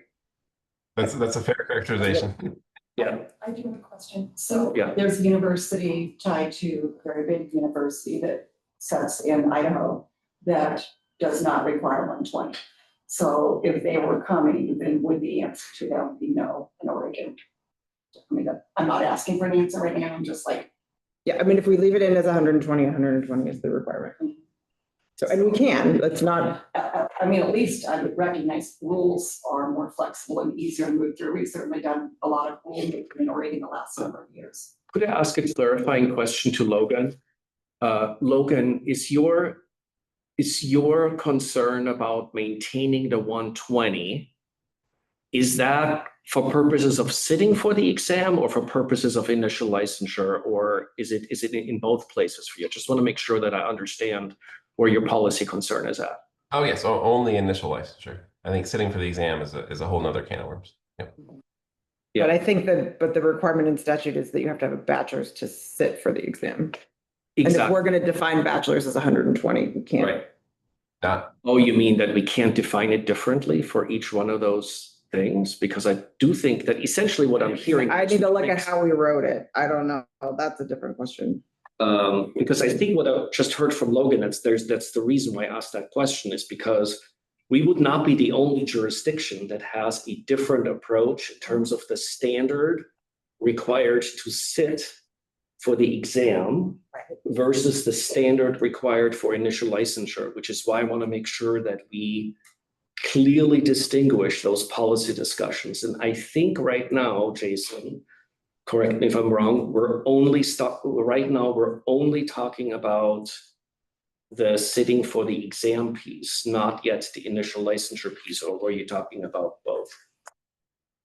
I am at the sitting for the exam piece in the revisions in the rules, but I think we should have consistency. I would recommend to the board consistency. I understand, Logan, exactly what you're saying. I do, but my life is lived in the world of statute and related regulation. And when the statute says something that seems clear, that's what you run with. And I'm just telling the board, yeah, the board will make the decision you'll make, but the statute seems clear. And now we're redefining what bachelor's degree potentially, depending upon the university, means in rule. No matter what you do, I would recommend that the requirement be the same. If you want the 120, great. I'd have it for both to sit for the exam and to be licensed, because otherwise what we'll have is people who sat for the exam with a bachelor's degree and go, woo-hoo, they get through the exam, it comes to the board for licensure, and the board says, I'm sorry, you need 4 more hours. And they say, I need 4 more what? The statute says bachelor's degree. That's my concern. Yeah, I definitely agree with that consistency for sure. Okay, they got them here. You got 2 eager Yeah, board members. Jason. They want to see what I started. That's good. So I'm going to concur with Jason because he's a Jason, that we need to be consistent. But I thought the board agreed that we were going to step away from educational institutes and telling them what and wasn't a class that qualified for the bachelor's and what a bachelor's degree was. So if a university is accredited and they have a bachelor's degree that's 122 hours as opposed to one that's got 118 hours or 100 hours, who are we to say that that's not really a bachelor's degree? I thought we were stepping away from that. And that's why I kind of want to move away from the 120 hour or whatever rule we have there and just say bachelor's. It makes it more simplistic. It's easy for people to understand when you're explaining to them you have to get a bachelor's. So that's my 2 thoughts. 2 cents. I do recall a conversation about the 90-hour bachelor's degree and if they're accredited universities and do we get involved in all of that, all the things. And if that's where we're landing here. Yeah. Tanya. I was gonna say the same thing as Jason about, I thought we had already discussed and decided this, or the board had. Also, the whole reason that it is written the way that it is currently is because other states are also doing this. And so multiple other jurisdictions are allowing for a bachelor's degree and not requiring a specific number of credit hours. So then it will mean that Oregon will have potentially a stricter rule than other states. So then people from Oregon, if they got a degree from a different state, could not come to us and get licensed in Oregon and go get licensed in another state, like, for example, Texas, because they passed the rule for a bachelor's degree. So I just wanted to make sure that that is clear as well.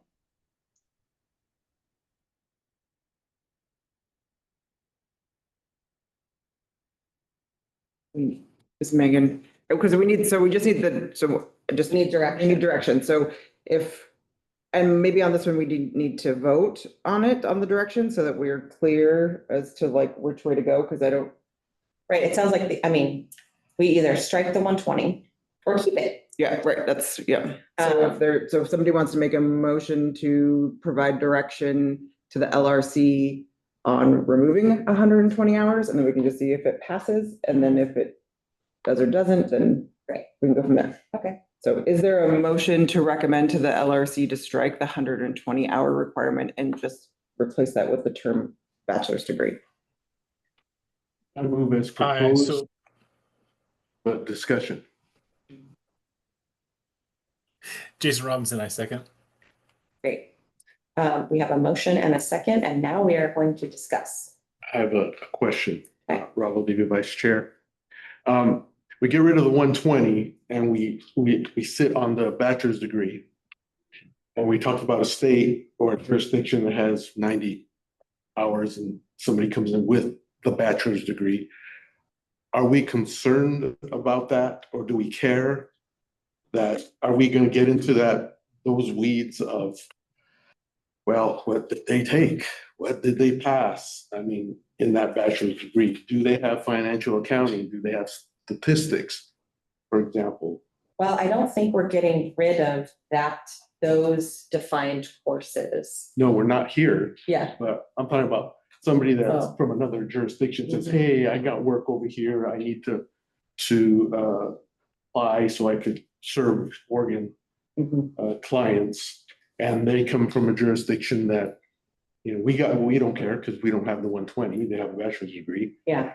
But somehow we feel, oh, they're from that jurisdiction. I know that, man, they skim over this stuff over there. What about that?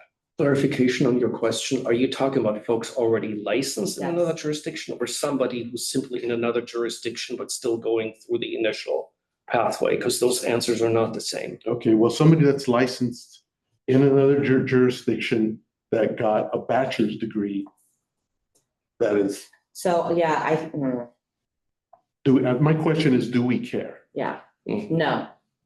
I think we don't care do we care? We kind of care because we care about everything, but I think we sort of, like when we've sort of tinkered with this before, it was like we trust that the regulatory boards in their other jurisdictions have.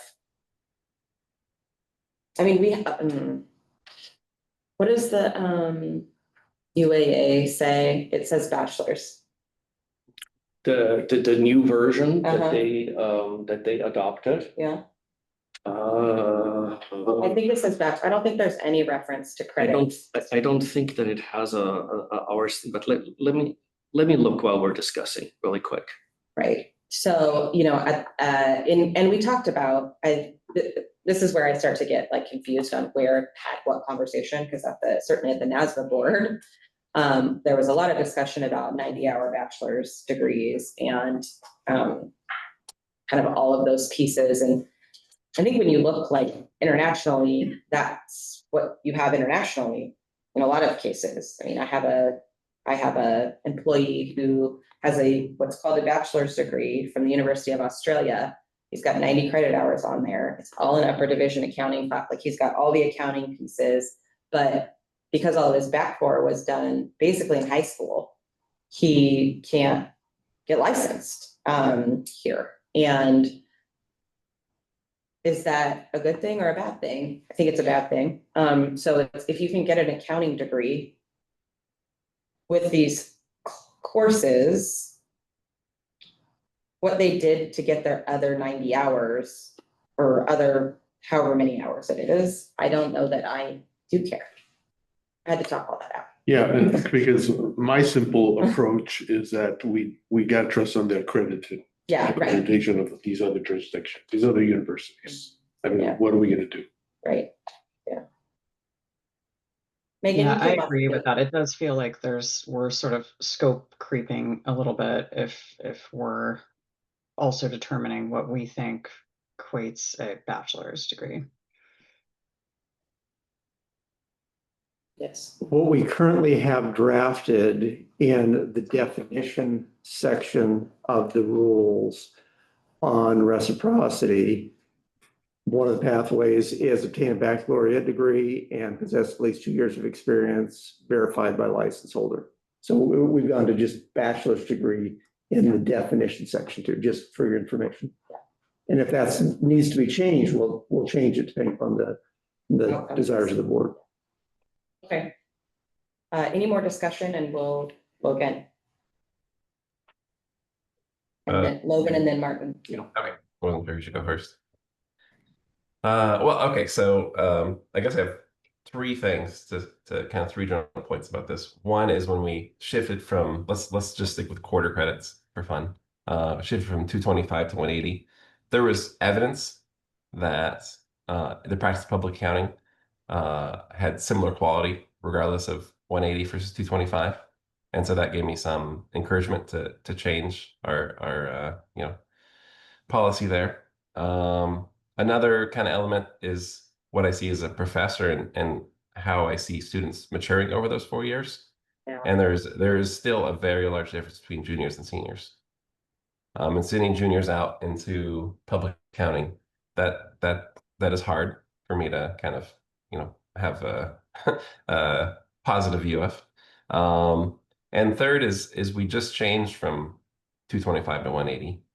And now we're considering going down to, what would that be, 150 or whatever. And so it doesn't seem like a prudent kind of action to drop the standards and then drop the standards again so soon. So those are the three hesitations I have with such a change.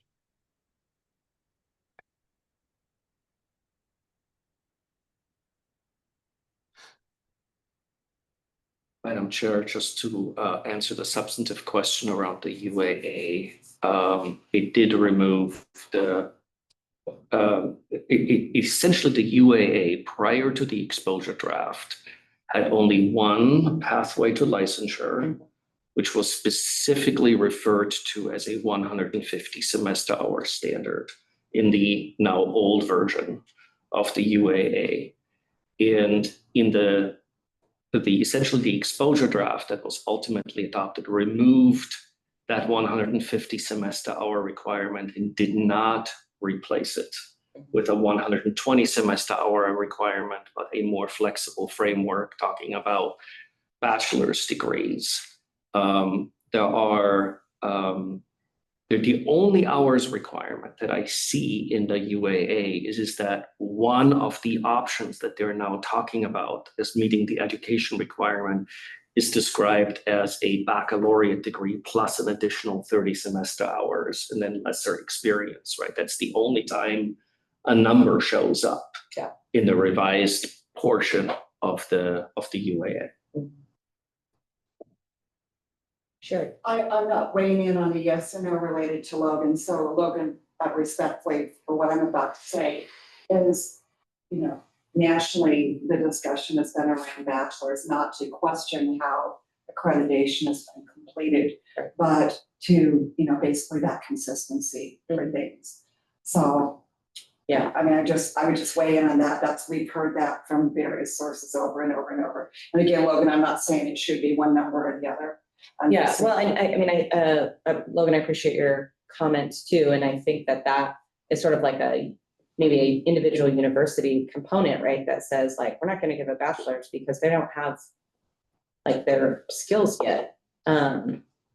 Yes, Logan. Yeah, I think that if we're too out of line in the UAA is right. Of language around this, then that's another justification for going this direction. It's more of a conceptual, theoretical challenge I have to this direction, but we do things, and it's important to maintain reciprocity. And that earlier example of maybe someone comes from another state with an accelerated bachelor's, and now we can't license them. That is all concerning to me too. Okay, should we just do a quick vote on the motion, which is to strike the 120-hour rule? We do not need consensus. We don't know where people stand. Roll. Rob Valdivia, aye. Great. Logan. Logan Steele, nay. Megan. Megan Hartley, aye. Jason. Jason Robinson, aye. Haley Lyons, aye. Okay. Thank you, guys. Great discussion. Appreciate it. Everybody's input on that. Everything has to be so hard. Council. Yeah. Just for clarification, under the rules that pertain to motions at the board, right? I know that we're okay on this one, right? Because we had effectively a 4-to-1 vote, right? So we have 4 members voting aye, which means we're solid on this motion. But just for clarity, just because we're going to have to do more motions today, in order for a motion to pass, we need 4 aye votes, right? We cannot. I'll double check. We cannot go. I just want to make sure that we get really clear on that because we might need that a little bit later in this board meeting. Because I think if we drop below 4 aye votes on a motion, that it fails. Yeah, I'll double check. That's a very strict rule at the board level, right? So we're okay for right now. I just want to make sure we pay attention to this because there has to be Well, even in clarity this on case, if that happened, I think that it kind of goes back to the LRC to be like, all right, this is unclear. It's unclear. Yeah. And, you know. Yeah. So, yeah. Thanks for bringing that. Yeah. Madam Chair, the other changes that have been made to the document that's before the board include changes with regard to inactive status and retired status. What I would, and some other administrative changes. What I'd like to recommend, and I'm looking for Angie to tell me, no, stop it. Board members, take a look at that. I would recommend that you wait until next board meeting when we'll have a chance to digest all this work, plus we'll have some additional work. Before you say yay or nay, I'm looking to Martin to tell me if I'm out of line too. Yeah. And then that way we don't have to take time here on through this. Is that something that we could do at the October 21 meeting, or do we need to? Define that. What would you? Like actually do? the motion or the sort A of motion to approval? approve. Yeah. But what are we approving? The changes to rule. Oh, we're not doing that at all at this point. No. No, we're not even there yet. We're not there yet. Not, Okay. not until, we cannot do that until the earliest December 4 board Okay. meeting. And we also still have a couple more LRCs and a town hall, so. But what it does mean, Lots of time to read. but what it does mean is, and I want to be really clear process-wise, so we also stick to public meeting law and all that good stuff. Mhm. If any one of you, whether it's, whether you're board member or not, but especially if you're a board member, right? If you read something, you're finally getting your vacation away and you know how you're going to spend your vacation, you're reading through that 110-page draft, right? If you see something like, wait a minute, I'm not sure that I like this, or this is really unclear, or whatever the feedback is, right? Right?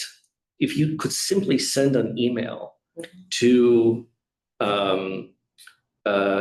yours truly, if you would like, you can also copy Jason, just so there is accountability. There's at least 2 there. So we can just keep a running tab of, here is feedback, and because essentially there's no restriction of comments right now. But from the board, though, they need to be doing that in public session. They need to be like having that. An individual simply expressing their opinion to me, saying, can you bring this to the LRC? Yeah. Without talking to any board member? I think we should have some legal advice on that, if that's the route you want to go. I think it's better to sort of bring it up now in public session to provide the direction to the LRC. Okay. So even if there's no policy issue, it's can you clarify this? Well, This is unclear. I mean, Okay. Let's table that until we go into executive session, yeah, we could, yep. and then we can talk about that, Okay. solicit some legal advice. Okay.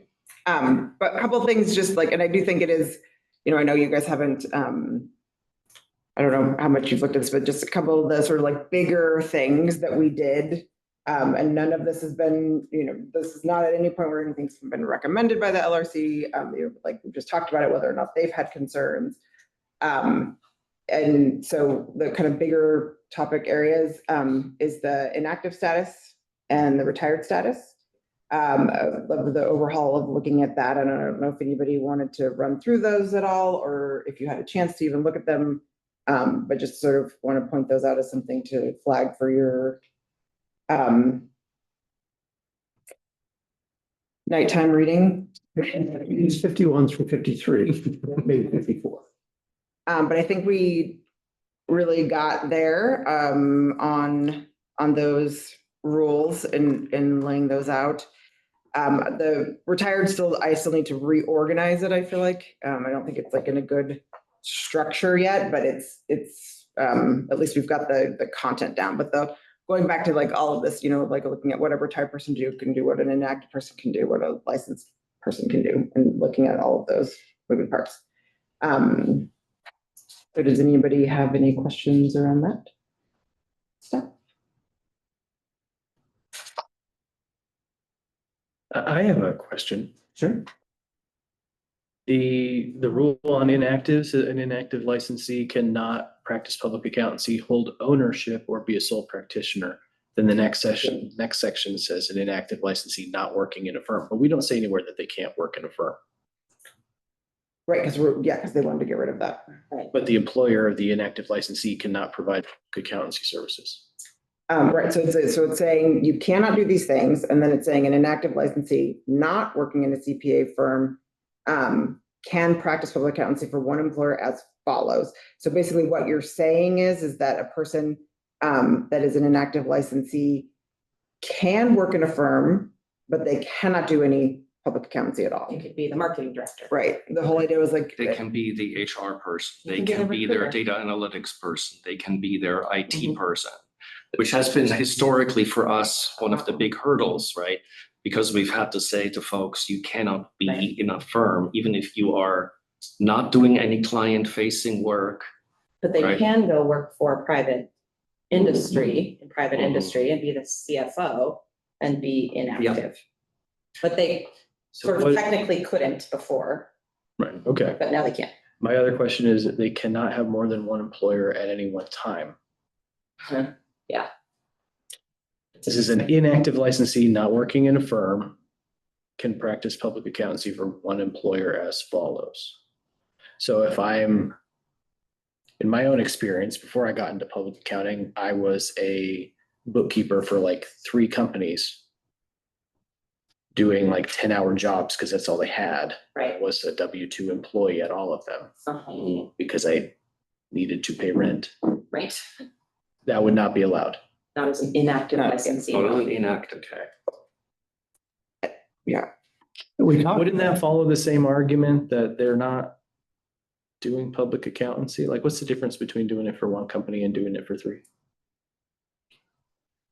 It's It's for great. better or for worse, and you're probably not gonna like the answer, but for better or for worse, there are deep historical reasons, long predating even my first time with the board, that I think go into. I wish we had Ray. I wish we had Ray here, because Ray Johnson, I think it was under Ray's leadership of the Oregon board where this whole framework around how kind of the Oregon approach to inactive status looks like. And it's essentially that has been, and I know this is going to sound terrible, Jeremiah, because in part what you're going to hear is this is the way we've always done it, which is usually not, the favorite of anybody's response. But essentially that has been the historical kind of red line that the board has employed for a very long time, that basically said, if you start getting into doing this type of work for multiple clients, you're effectively practicing and you need an active level license. But they've always been interested in that carve out, that if you're simply on staff, whether it's in a municipal government, whether it's for Nike, or at a nonprofit, right, that you can have these roles as an inactive that allow you to do essentially services far beyond bookkeeping, even far beyond bookkeeping, that essentially the board has always felt comfortable with, as long as you do it for that, in that employer setting, that you should be able to do that with an inactive level license. It's a very unique Oregon approach. It's just, and it ties into why we are I think we are the only jurisdiction that has a CPE requirement attached to inactive status, because effectively we have historically had an approach to inactive status that says we allow you to do some things. Most jurisdictions that have an inactive status say inactive means you do nothing. And effectively in Oregon, we've created this little bit of this awkward construct that says, we think that inactive status elevated through that CPE requirement should allow you to do at least a certain number of things. It's always been a little awkward, but it's just been kind of historically the way the board has felt comfortable. That's the only best way that I can answer that question for you, Jeremiah. It may not be a terribly satisfying answer, but there is literally decades of struggle and history behind that. I'm just asking because I know it's gonna come up in compliance. Oh, I know. With inactive licenses. It's always been a little bit of a border issue because we're a little different on that one. Keep Oregon weird. Is that the outcome we want? It's interesting. I mean, I think what we were intending to do there is say you can be inactive and you can go work for a private company as a W-2 employee. The limitation to one employer isn't, maybe is, like, when you first started describing it, I was like, okay, you're an inactive licensee and you have 3 clients that you're doing bookkeeping for as a 1099. Well, now you've like sort of, you look like a firm. Right. So it like made sense that that was gonna be like kind of a no-fly zone, but you're a W-2 employee for all. Is that like a politically incorrect thing? No, Did you say it's no-fly zone? it's funny. Okay. It's a great term. I love I was like, it. oh no, what have I done? No, it's great. It's awesome. Or is it but the W-2, the employee component, do we need to limit it to 1? Does anyone recall where that, like, I know why we were doing it, and I know what the outcome is, but then, but you bring up a good point, that's like, well, Say I work could I for have a- 2 jobs? Yeah, say I work for a farm that has a retail store. Mhm. I have 1 job, Right, but I work for 2 companies. I think also was like making sure it was clear that you couldn't be inactive and go work for, that's the term I'm looking for. It's like, like when you, a temp agency. Right. Right. And so, you're like, that's my one employer and I'm inactive, but you're really being farmed out to like, so I think that's the other. But that would, under this rule, that would still be. I know I wrote. right, like if you're a CPA firm and you hire an inactive licensee from a temp agency. Yeah, It's in here somewhere. that would work. Oh, the employer of the inactive licensee cannot provide public accounting services. So like, they can't like, I don't think we need the one, limiting it to 1 employer. May I ask a quick question? Yes. I wonder if there is an opportunity for us to maybe describe what we mean when we say provide public accountancy services. Does that mean sign a tax return? Does that mean sign an audit opinion? Does that mean being an analyst or a GL accountant? There's a definition of the practice of public accountancy that we have in statute. it's enroll. Enroll, it's enroll. Okay. Yeah. Why is it So supposed to change? Because we don't, Know what we want to change it to? because we don't have it in statute. I'll let you know. All right. And So if you have an inactive- You can change the rule all you want. There's Change some, the rule all you that like that definition that we have like in existence, I feel like is, or has been a hurdle in several of these areas here. So you're hitting the nail on the head, Megan, and we have, I mean, it is. Can't really we are not currently able to define it in such a way. So following on Megan's question, if I'm an inactive licensee, not working for a licensed firm, I'm working for a bookkeeping company. Mhm. They have clients. They are in the practice of public accountancy, but they're not a registered firm, and I'm doing their books or I'm doing their marketing. Is that allowed? My employer is now doing public accountancy, but I'm not. So I mean, I think that what the LRC was talking about, right, was like making it. So. Just like from a regulatory standpoint, I've always said this is not a great plan, right? Like the ability to discipline and enforce or whatever, we're making it so much, like interpretation or behind it, right? Like if typically you say inactive, can't do anything, right? You're inactive. Right. You're not licensed. You're inactive. You're holding it for later. Right. And so that's, kind of like the baseline of like, but the board has always said that they wanted, people to be able to do certain things. And so we fixed the statute to be able to do that in rule. I think what I've gathered from the LRC, and this is just my interpretation again, Jason, correct me if you think, was that, kind of like thinking about and looking at those things in practice, right, for both of them and being like, we want people to be able to do these things with an inactive license. But at some level, just get a license is what sort of my takeaway was. And so they wanted to put some kind of clear parameters around it. And by saying one employer, X, Y, and Z, that's how they were kind of like getting there, being like, at some point, just become active. It's not that hard. I think is what. That's where the ORC was, is you still have the license, you just need to reactivate it and go through that process, and then you're good. And which we've made easier.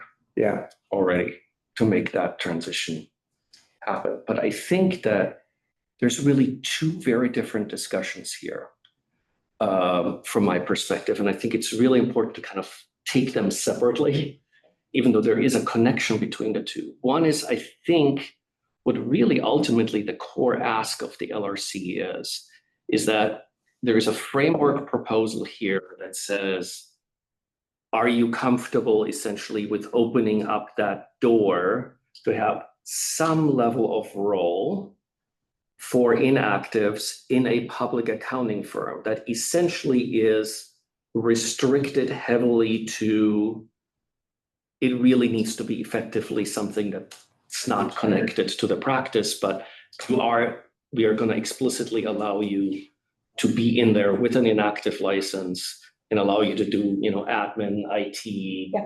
personnel, recruiting, whatever those essentially back-end functions are, right? That's one policy ask. However, there is a very different discussion that we've started to get into here that is much broader than inactive status and touches on this core of when is the right time for us at the board and at the LRC level to start tinkering with the definition of the practice of public accountancy? Because we've had this bubble up time and again. We've always been a little bit too overwhelmed to really get in the weed of this. But I have to tell you that just from listening to kind of where this board is at, I feel like I'm looking at a fruit that's ripening and it's like, maybe we really do need to tackle this, because I think what I'm hearing from the board is an interest in, I'll phrase this carefully, re-looking at that definition and potentially narrowing its scope. Yeah, I mean, right. So to me, the outcome, if we jump ahead to what I think the outcome that is desired is, you can be an inactive CPA working in a CPA firm in a non-professional services role, HR, marketing, whatever, administrative, for lack of a better term. We want that to be allowed because I hate paying for my recruiter's CPE hours to keep her license active. It's done.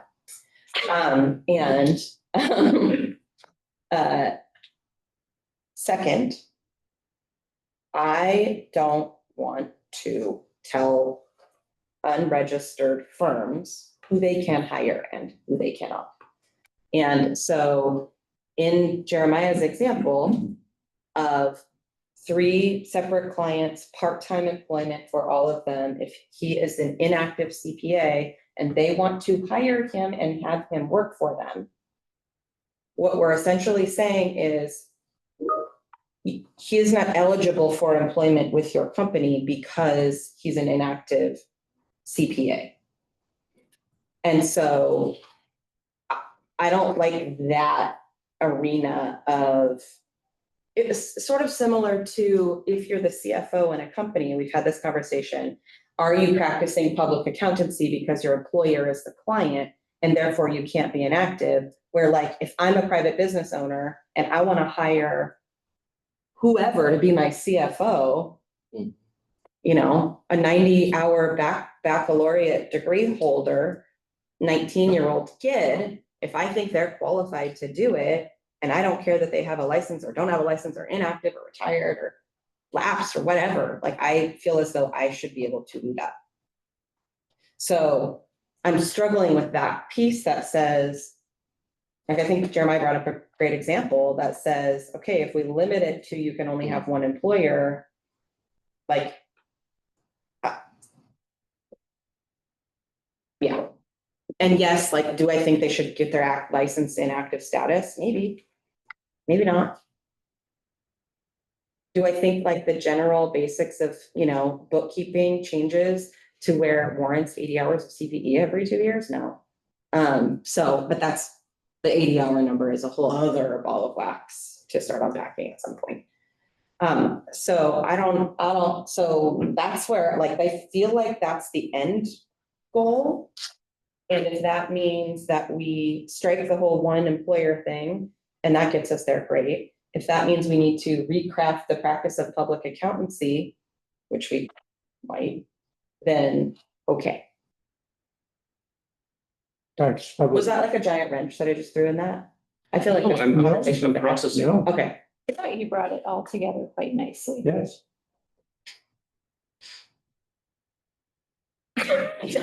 I know, I'm blurring at her, but I know, I know, well, because I know we've had this, I mean, this isn't the first, this is not a surprise to anyone. We've had this sort of conversation. And there have been these sort of stumbling blocks along the way. And then we go, okay, well, what if we do it like this? And then still aren't quite getting to what our desired outcome is. I might just add very quickly, this is just a suspicion, but I would presume that the BOAC also may see quite a few situations that rise to this kind of no man's land where it's difficult to know whether a person is or is not practicing public accounting. It's nodding. I think too, one thing that, and this is probably just personally for me, but when I go through an example of, say, a person who maybe graduated school and went into a, they put themselves through college, they paid for their degree, they've earned the sort of educational background to be an analyst or a general ledger accountant.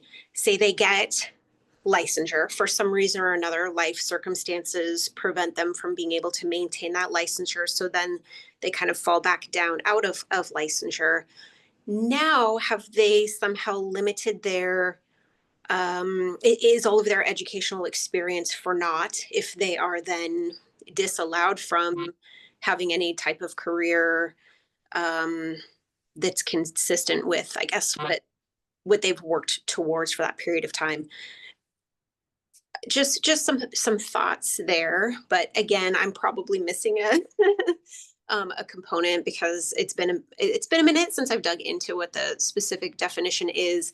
I think just kind of the question of, well, if a person is allowed to perform this specific job and role without a license, but then they get a license and then they relinquish their license, then they're disallowed from doing maybe an equivalent type of role. Sometimes in my mind, I have a little bit of difficulty reconciling that.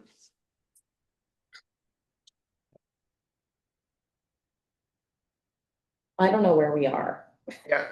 in the world. So there's one thing to think about too, is that when on these rules too, is that, we've got, some time to work through that the plan would be at one point, right, that they'll be, sort of published and they'll go out for like you guys will do the whole thing. So The town hall, get some more input there. Maybe we can get some examples of things you guys can like put it in there, see if you want to change them before they go out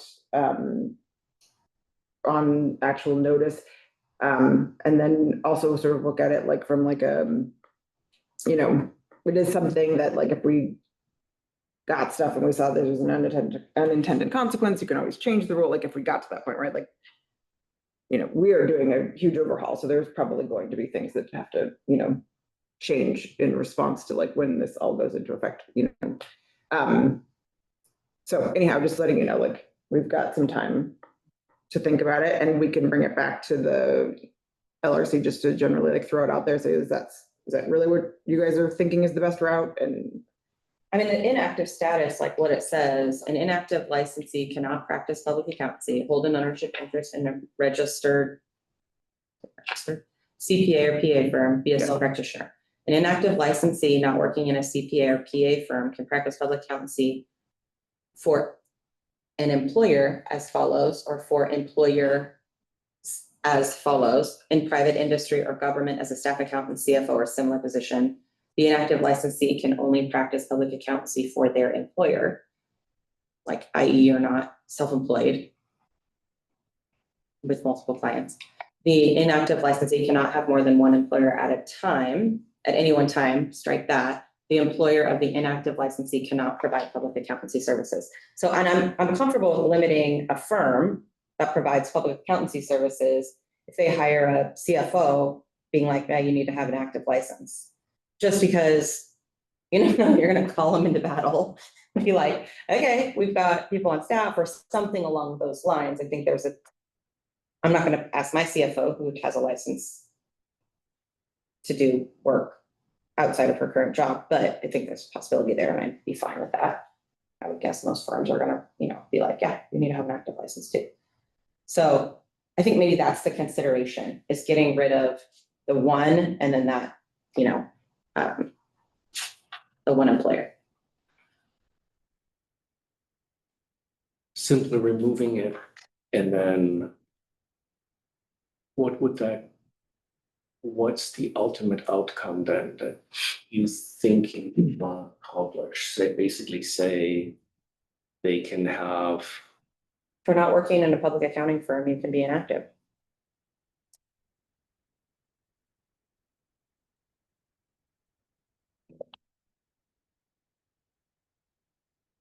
Question. Thank you. Risk to the public having a inactive CPA being a minority owner versus a non-CPA being a minority owner?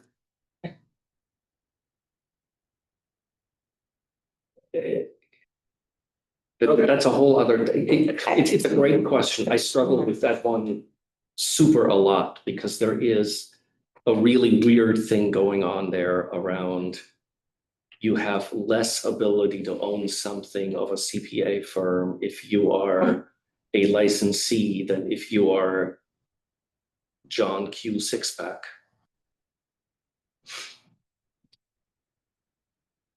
Doesn't that go, and this is an LRC discussion too, doesn't that go to, yeah, but Martin talked about the property right. I've been granted a property right, and that property right is my license. Now, if that with that property right comes responsibility, and if I want to get rid of that responsibility, relieve myself of that responsibility, I have an ability to do that. I hand my property back. Yeah. Now, getting my property back again, I can do, it becomes painful, but so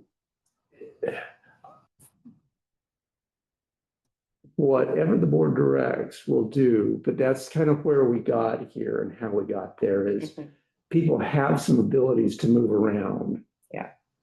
But they have a property right. Yeah.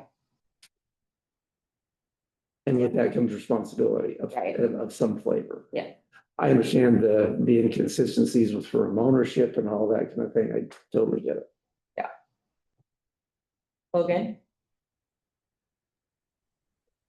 Picking up on the chair's discussion of the definition of public accountancy, if we had a definition revision and we were happy with it, could that render all these kind of things we're talking about now as inactive or retired that we talked about before? Does that render it all moot essentially? Like, are we maybe attacking the wrong problem? Super excellent question, because you're absolutely right that there is kind of like this catch-22 cat biting its tail thing, because if we do some serious work around changing the definition of public accountancy, which we could also use the different regulatory term of, it's really a scope of practice definition. This is what you're allowed to do or get to do, you know, with this license. It would have a huge ripple effect in our rules, because we refer to it in many different places, and it could solve things, including potentially the number of employers thing. That said, I do think while there is enormous potential, I think we would need to have at least some outline clarity from the board around the type of policy direction around changing that definition. Because all I'm really hearing right now is a recognition of the potential, some level of comfort zone of narrowing that scope, especially potentially around the term, I'm going to be very specific, the term bookkeeping, because bookkeeping is an unregulated practice in the United States. I think there is a specific term in our definition, and I'm just pulling this out of my head, that talks about accounting skills, which is a very, very, very broad term. That makes me a little nervous because there's lots of accountancy services that are not regulated in the US. And so I just think that we probably could talk about removing those items, but beyond that, I think, Jason, it will be helpful if whether it's you, Logan, or anyone else on the board could give us some idea of when you look at that definition of public accountancy, here's the stuff that stands out to you that you feel like this is, let's say, overstepping our bounds or not clear. I think that would be really helpful if we had some data points and feedback that would kind of instruct us at the LRC level before we dive into those weeds. And that definition is in subsection 48 on pages 17 and 18 of the document in the board packet.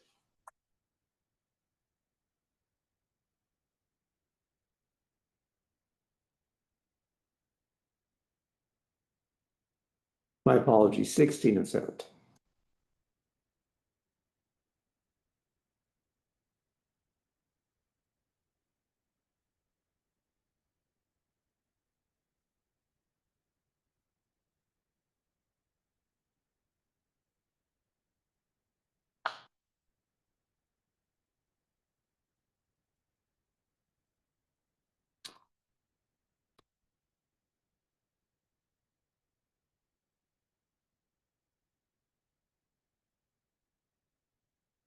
Is there anything else, Angie? No, are we going to talk about the definition? I don't know. We're gonna talk- I was waiting. There was a. I'm not sure. I don't really, I mean, we can talk about it. Yep, Okay. sure, let's talk about it. It's a definition that includes everything, including the kitchen sink. Gets taken out. How does it get rewritten? I mean.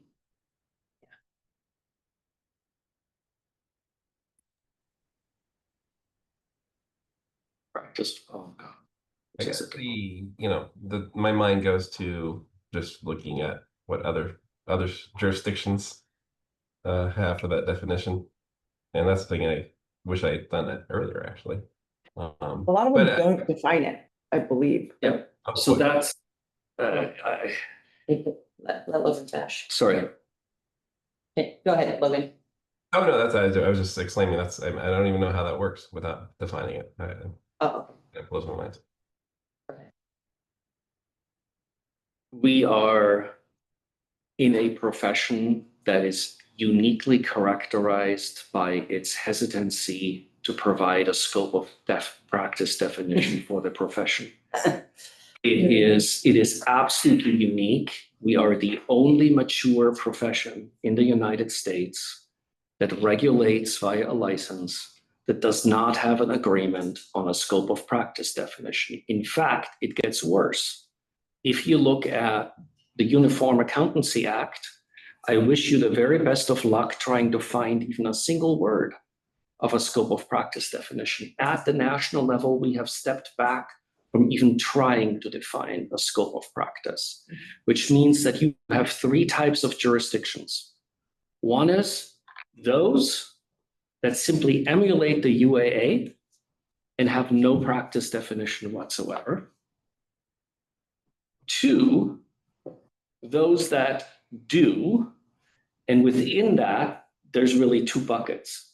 There is the really broad bucket, which includes Oregon and has very few jurisdictions in it that have a really broad, expansive definition, and others that have a much narrower definition of the scope of practice. So we have really, there is absolutely no consistency on this topic at all.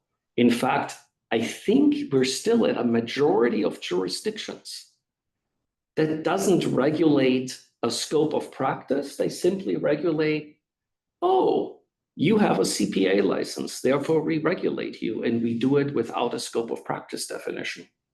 They simply regulate what we call in regulatory language the title, not the conduct. So there is no, this is one of the biggest weaknesses in this profession, because Logan, your question was really excellent again, right? Because that is the most logical thing to do, is saying, well, why would we be the only ones defining the scope of practice? What are others doing?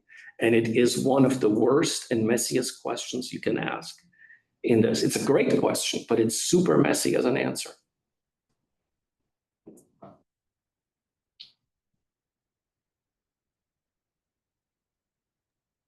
So then do we feel comfortable trying to continue going with what the LRC has here with inactive status and trying to make this kind of, I guess, correcting for our broad definition is how I put that. We keep going that way, and that might be wise because it might not be tractable to adjust our definition. What if we just added the phrase via licensee? In which part? Means performance or any other offer to perform one or more services for a client or potential client via licensee. Because then you couldn't discipline somebody for practicing public accountancy without a license. But we can, because we already cover the audits. Audits require specific licensure. You can't do it without a license, without an active license. But for all the other stuff? Nothing else calls that. I've never put that on a report. Okay. Lapsed people can't do it because they're not an active licensee. Non-licensed people can't prepare taxes because they're not a licensee. Non-licensed people can't do an audit because they're not a licensee. I don't know. I have to think about it more. But I mean, and then that way, anybody who's a licensee that is doing anything is performing public accountancy. You already have by a licensee in there. It's in line 3 of 48. Including the performance of such services while in the employment of another person by a licensee. So we move that by a licensee to the front to make it more clear. So I understand that people are confused by it, but from where I'm sitting, it's never been confusing. It's if you have a license and you do anything, that's practice of public accountancy. And if you're lapsed, you can't do anything because we still got you. right. But what if you're inactive? If you're inactive, then you can only do what we've said you can do. Yeah. And if you're not a licensee, then don't sign a tax return and don't sign an audit report. Unless you're with the Board of Tax Practitioners, then you can sign a tax return. Could I throw out one off the top of my head, one policy question?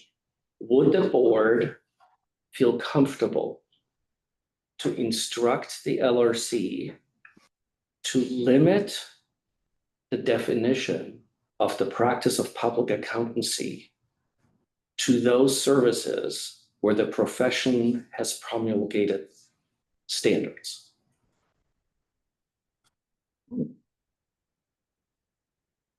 Yes. Because it's broader than that right now, right? So one of the ways that we could approach this at the policy level is to say, practice of public accountancy is essentially involves services for which you have promulgated promulgated Yeah, standards. but then about like tax, because they're not necessarily standards and they're code. Are you We meaning could the same clarify thing? that. I mean, it's like IRS, you know. Yeah, but if you're like if you're in a public company and you need to prepare financial statements in accordance with GAAP to be Yeah. audited, does that comply? Or Okay. I think that we got into this a little bit before with like, Okay. what are you doing that then you're relying on or trying to apply these standards,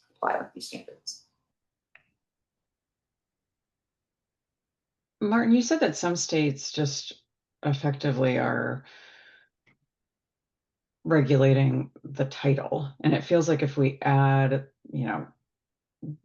by licensee or whatever the words were that we were going to add, that's effectively what we're getting to. What are the cons of just regulating the license and not defining the scope? Striking the definition. Yeah. So I'll give you my potentially biased answer, but the biggest con that I see, and then Angie, please, if I overstate it from a legal standpoint, correct me. The biggest issue that you see, and I'll start with what the purpose is of having a definition, right? The reason regulated professions have a scope of practice definition is because it establishes clarity on what you are allowed or not allowed to do with a license. What that means is in those jurisdictions where you do not have a definition of public accountancy, scope of practice, whatever you want to call it, it effectively makes enforcement of conduct-related concerns more difficult.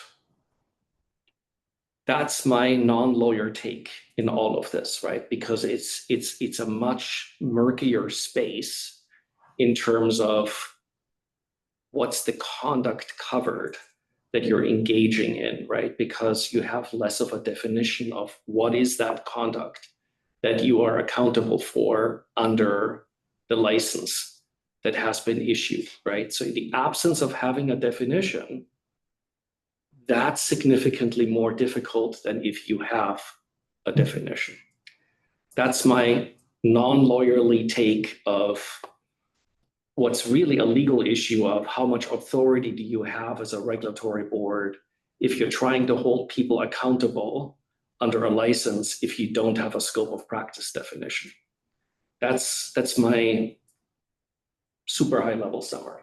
And are you not just held then to the standards of what you are as a CPA from an ethical, and other professional standards? Not sure that I understood. Do you mind repeating that one more time? Well, I mean, like as a CPA, I have ethical and other standards. Like for instance, if I don't think I'm qualified to sign an opinion for an audit of an industry that I don't feel comfortable doing, then, I'm expected to walk away. And or find support or, otherwise solve it. And I mean, those, that's part of being a CPA. That's not because that's listed as a scope of, service in the Oregon Board of Accountancies. You know what I'm saying? I mean, so I don't know. I guess it just feels like I'm still held to a standard, just being a licensee. That speaks very highly of you. And I hate to say this bluntly in a public session, but effectively, I was told very directly, both by NASBA and my colleagues in other states that regulate the title only, that exactly what you just described, Megan, can be very simply solved. They simply say, oh, when I performed this service, I didn't use my CPA title. Therefore, I'm not accountable to any standards because I didn't use my title. They simply, it becomes an on-off switch where, oh, only if I use my title, does it fall under a professional standard, and does the regulatory board in that jurisdiction even have an ability to hold me accountable to a standard? But if I don't use my title, I can do whatever I want. I mean, that's ridiculous, but I guess I. I We have appreciate you lawyers. saying that, not me. I mean, Okay, but that is the reality, and I think at least half the jurisdictions, So they're telling people not to put CPA. right? And I'll be honest, my Yeah, bias is. I didn't see that. So now I understand why we have to have it. So thank you. Yeah. Yeah. Yeah, but in the public's mind, in that statement you just said, Martin, in the public's mind, it doesn't matter if you use it or not. You're a CPA. They come to you. They come to you. They know it. Yeah. Oh, but don't call me a CPA right now because I got to do this for you and I don't want to, get in trouble. Mhm. I mean, Megan put it right. It's ridiculous. And for what you're saying, let's just say it this way, I mean, having been in Friday all these years, right? People assume I'm a CPA, right? I mean, that confusion just, and because of the title of the organization. Yeah, I mainly do tax services, tax consultation, but I have people come to me and say, I'm coming to you because you're a CPA. And I am a CPA firm. They do say that, they know that. And some don't. They come because they like me and they like services, but some do say that. I'm fine with that because I can.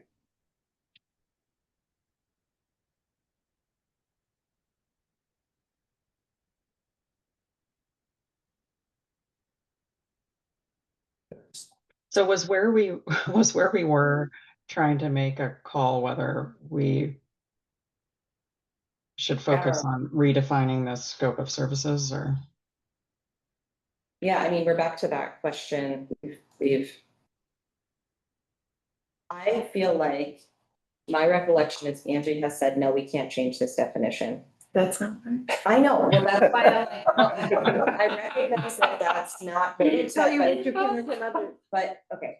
And we've suggested, can we make this change before, and we have ultimately decided not to. And now we're like back to suggesting maybe we should, but like.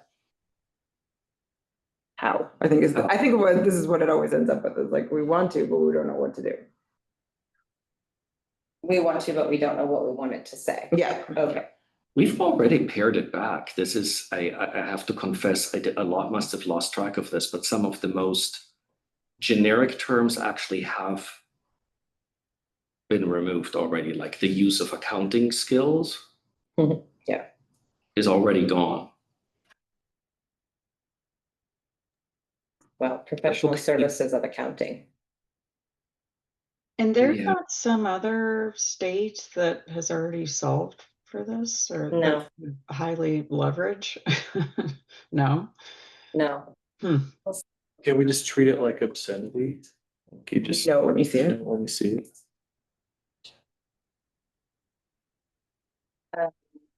Okay, so. I think we stay the course.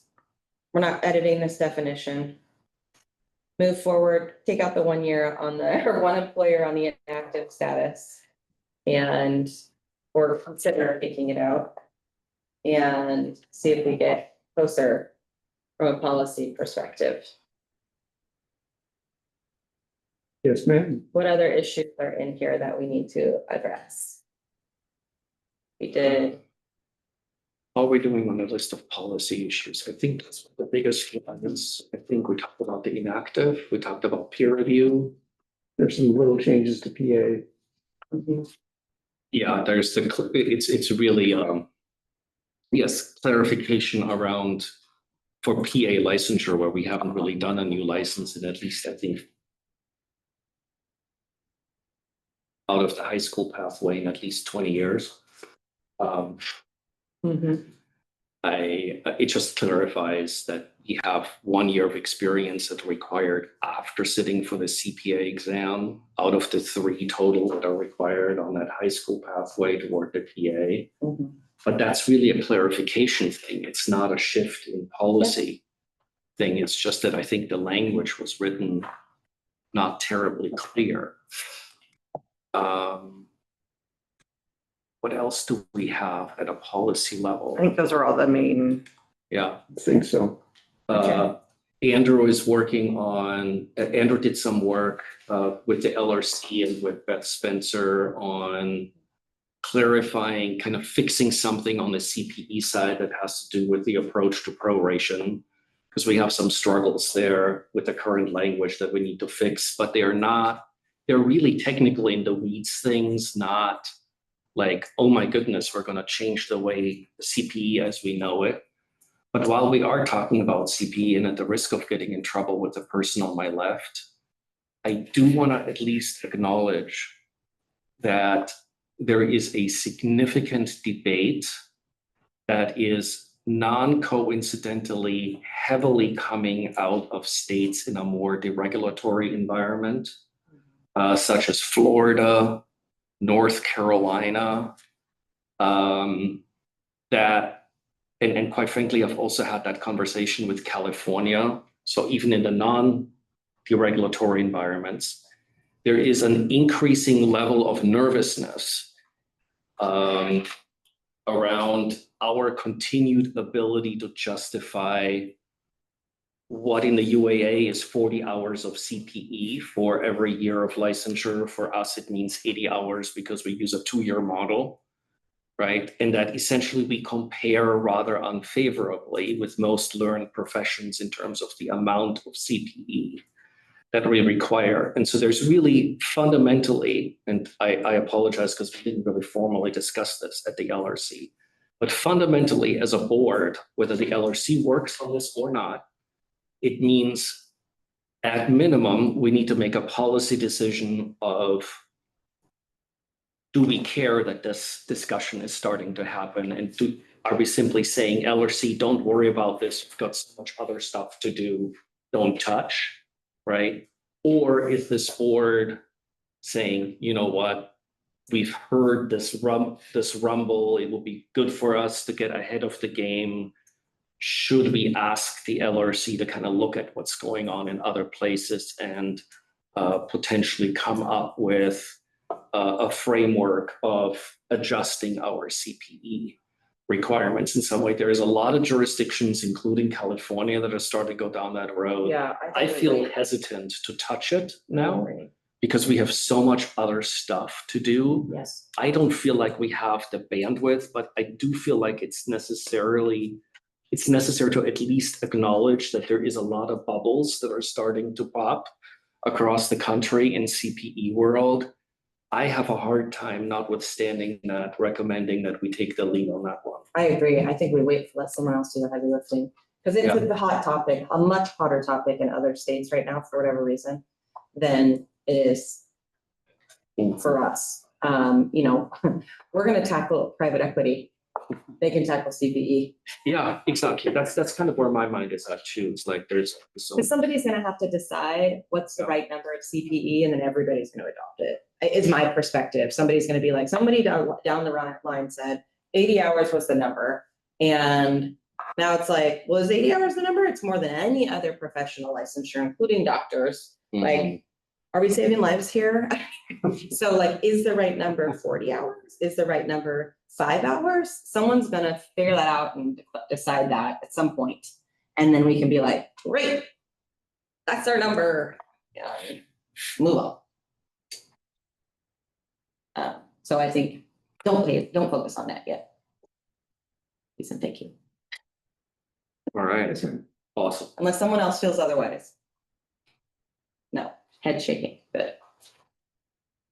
Thank you for the direction, Madam Chair and board members. Thank you for your work. Best of luck to you.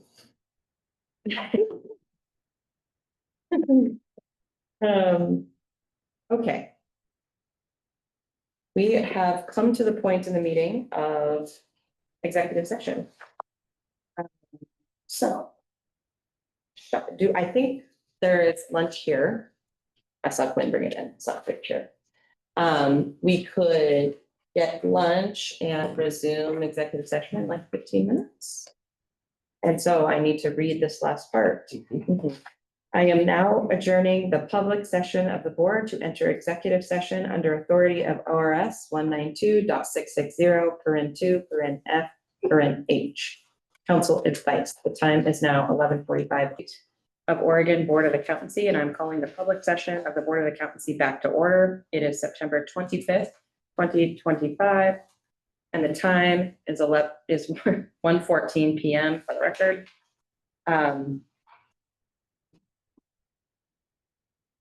Should I do a roll call? Can I just say who's? There's definitely a change in There's- terms of who's attending here. Yes, okay, we'll do a roll call, to establish attendance, starting with those present at the board office, followed by those on Zoom. Haley Lyons, board chair. Shelley Alster, I'm deputy director. Jeremiah Leopard, board staff. Angie Hunt, board legal counsel. Rob Valdivia, vice chair. Martin Piccioni, executive director. Andrew Barlow, board staff. Tanya, Tanya Moffett, BOAC chair. Via Megan, Zoom. thanks, Tanya. Megan, Megan Hartley, board member via Zoom. Jason, Jason Robinson, board treasurer via Zoom. Logan, Vince Steele, board member via Zoom. Quinn. Quinn Stoddard, board staff, present via Zoom. And then we also have Sherry McPherson here in person. Megan is- And Megan is going to join via Zoom. Megan Curtis is going to join via Zoom as well. So when you see her pop in, we are expecting her. Okay. So we are on agenda item number 11, motions on cases heard in executive session. We should be able to move through these because Logan, you are exiting at 1:30. Yep, okay. And we should be fine for ratification request of Al Logan. We should, or we can move on. Or we can just move on up. Okay, great. Okay, Jason, do you have any motions? Yes, I'd like to make a motion for case 24-015, 24-018, 25-005, 25-001, 25-002, and 25-003 for a violation of OAR 801-030-0010 Pren 1 Pren B due professional care, and a violation of OAR 801-030-0020 Pren 8 Pren B board communication and investigations for not timely responding to the board. Thank you. We have a motion. Do we have a second? I'll second. Great, thank you. Any discussion just for the, One second. we're pausing. And let the record show that Megan Kurz has joined us via Zoom. Thank you. Did I say the wrong thing, Jeremiah? They're trying to determine if you have run afoul or not. I'm not sure what you might have run afoul of, but it could be anything. Yes, there's a quiet discussion going on, Jason, whether this was brilliant or troublesome. I don't know which way it's. I was just trying to be efficient. I can go through each case. Typically more advisable to go through each case in case anybody wanted to vote differently on one versus the other. That's typically how we would do it, so everybody has the ability instead of grouping multiple people together. Okay. Unless we're closing them all, that's what. Okay, I will redo my motion. I I like. unmotion my motion and would like to make another motion. Okay. Motion. Motion withdrawn. So Motion motion, withdrawn. you're withdrawing your motion, Jason, for the record? Yes. Yeah, for the record. I'd like to make a motion for case 24-015 in violation of OAR 801-010-0010 Pren 1 Pren B due professional care, and a violation of OAR 801-030-0020 Pren 8 Pren B board communication and investigations for not timely responding to the board. Thank you. Do we have a second? Second. Great. Any discussion? All right, we'll take a roll call vote. Ralph? Raul Valdivia, aye. You, Jason? Jason Robinson, aye. Megan? Megan Hartley, aye. Logan, Steele, aye. Haley Lyons, aye. Great. Next, I make a motion for case 24-018 and 25-005 for a violation of OAR 801-030-0010, Pren 1, Pren B, due professional care, and OAR 801-030-0020, Pren 8, Pren B, Pren A, board communication and investigations for not timely responding to the board. thank you. We have a second? Second, Thank you. Any discussion? Is this for one violation of each of those or multiple violations? One violation for multiple violations for each one of the cases. For a total of four violations. Violations. 4 violations, yep. Thank you. Okay. Okay, we'll take a vote. Ralph, Rob Olivia, aye. Jason, Jason Robinson, aye. Megan, Megan Hartley, aye. Logan, Logan Steele, aye. Haley Lyons, aye. Motion passes.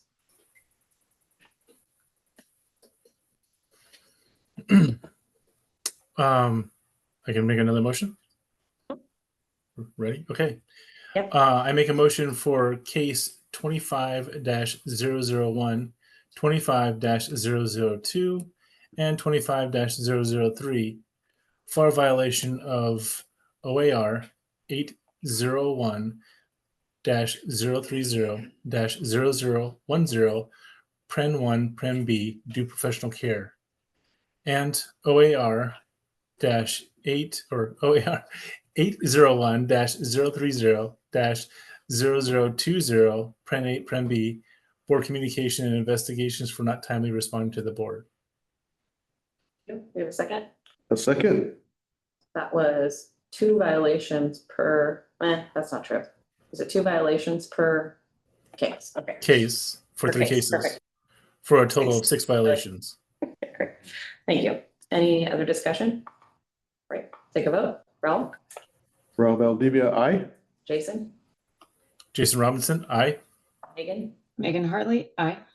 Logan, Logan Steele, aye. Haley Lyons, aye. Motion passes. I, Jason Robinson, make a motion for case 25-004 in violation of OAR 801-030-0010, Pren 1, Pren B, due professional care. Okay, do we have a second? I'll second. Any discussion? All right, let's take a vote. Ralph, Rob Valdivia, aye. Jason, Jason Robinson, aye. Megan, Megan Hartley, aye. Logan, Logan Steele, aye. Haley Lyons, aye. Motion passes. Do we? He knows what to do. I make a motion to close inquiries 2024-INQ-037, 2024-INQ-015, and 2024-INQ-023. Correction, those are 2025-INQ-015 and 2025-INQ-023. Do we have a second? I'll second that. Great. Any discussion? We'll take a vote. Ralph, Rob Valdivia, aye. Jason, Jason Robinson, aye. Megan, Megan Hartley, aye. Logan, Steele, aye. Haley Lyons, aye. Motion passes. Moving on. I make a motion for insufficient evidence for inquiries 2024-INQ-016, 24-INQ-017. Do we have to vote on these? Yep, okay. Great. Do we have a second? Did he say 24 or 25? 2025-INQ 016 and Darn it 2025 all. 017, but he didn't say but meant. And I second it. Great. Thank you. Any discussion? Any discussion? All right, we'll take a vote. Raul, Rob Valdivia, aye. Jason, Jason Robinson, I. Megan, Megan Hartley, aye. Logan, Logan Seal, aye. Haley Lyons, aye. Motion passes. My matrix says 2024, guys. I swear. I'm sorry. And then we have one more motion. We have one more motion, Yes. please. That's right. Oh, shoot. Where's my notes? Did it not stick? You want me to just say it and? you Yes, want- please. Could I ask a board member to make a motion to approve the initial application for licensure of Diego Delgado?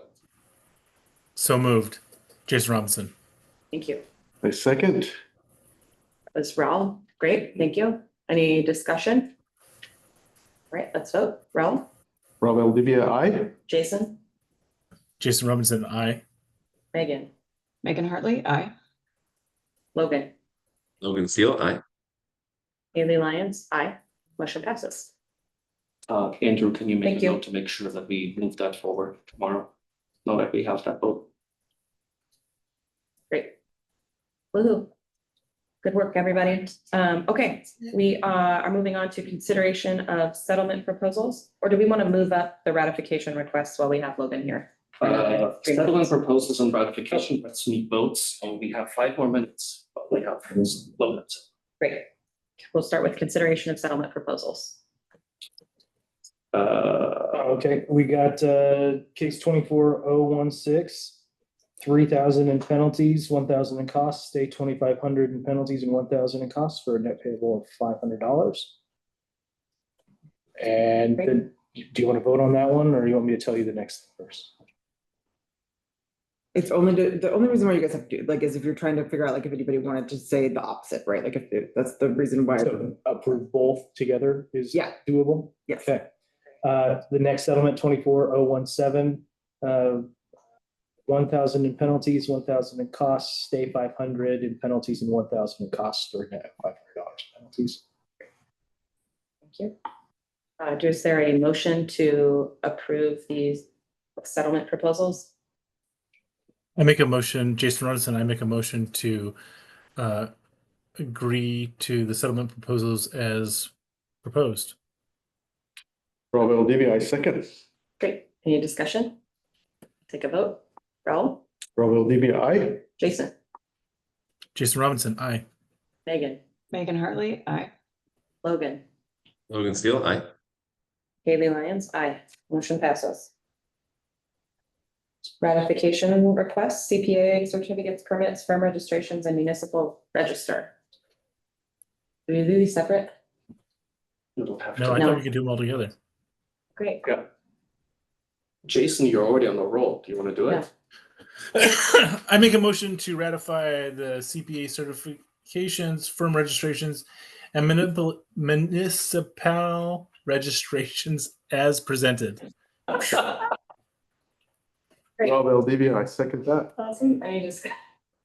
No, we'll take a vote.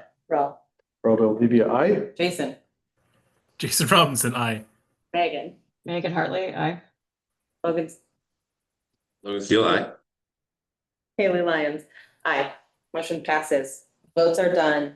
Logan, go to class. Thank you for being here. Thank you for supporting us. Everybody. Good luck. Thanks, Good luck with your Logan. students. See ya. Thanks. Good luck first day class. Oh no, bye. Thanks. Bye. All right, thanks, guys. On to my report. When did we last have a board meeting? That's the update. It was in August August. 11th. Okay. Yeah, so we had a board meeting in July. I think I already reported on that. There's a lot of work going on at the NASBA level around deregulation efforts and trying to provide some help to various boards, kind of educational outreach as well on the importance of the regulations around our licensure. Because while we can sort of think, oh, this doesn't impact us, it does wildly impact us should other states sort of deregulate the license. You know, if the state gets rid of all CPE required, do we still allow the practice privilege to come here? So there's some work being done around that. The annual meeting, as we talked about earlier, is in October. And there's a new slate, and a new chair takes over at that time. Committee appointments and committee liaison appointments. Tanya is being proposed for appointment to the board, woohoo, with a hearing and a vote in the Oregon Senate next week.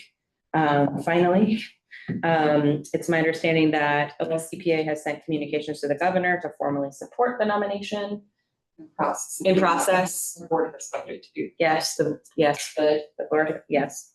So that's great, and we look forward to having her officially join the board and replace Joe, who has graciously stayed on as long as he had, but couldn't make it today.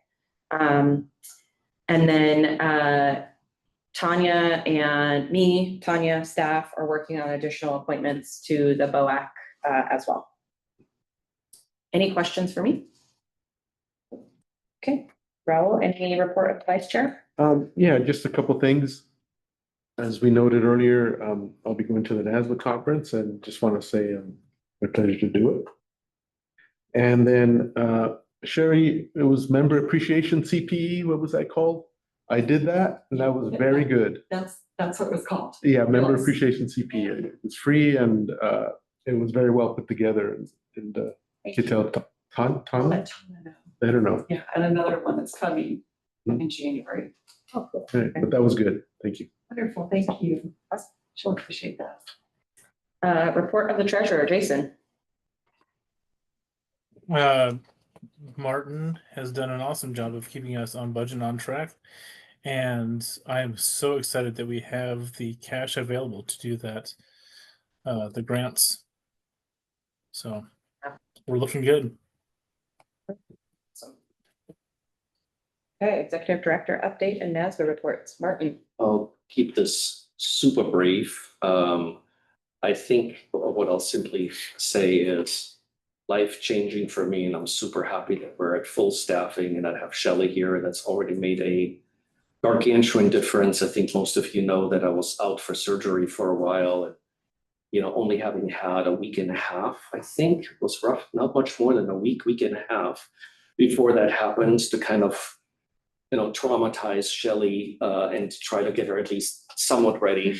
It was a huge relief for me and continues to be. I'm also stepping out shortly on a long ago approved longer vacation. So first of all, thank you for that, because I definitely need it by now, but it's also much easier to take this vacation because we are fully staffed and have Shelley here. So huge thanks there. The only other two things at a high level that I want to report on before I briefly ask Shelley to give an update is I am also, with the board meetings that we just mentioned coming up for NASBA, I now can formally say that I already did a new board member training with NASBA Monday of last week, and I am formally joining that board essentially starting in October. So the moment I come back from vacation, I do a flyby here, and then I fly back out and do my first NASBA board meeting, followed by the NASBA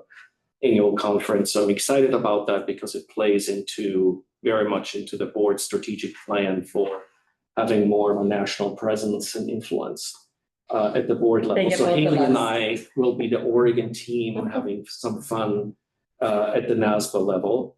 The only other piece that I want to just say, given that we had a ledge concept discussion earlier and listening to your NASBA update just now, is that there is pretty heavy activity as well right now on a task force that NASBA has put together on PE and APS. And I think what makes sense at the board level here is to just emphasize that there's really two buckets of work that are going on for us, right?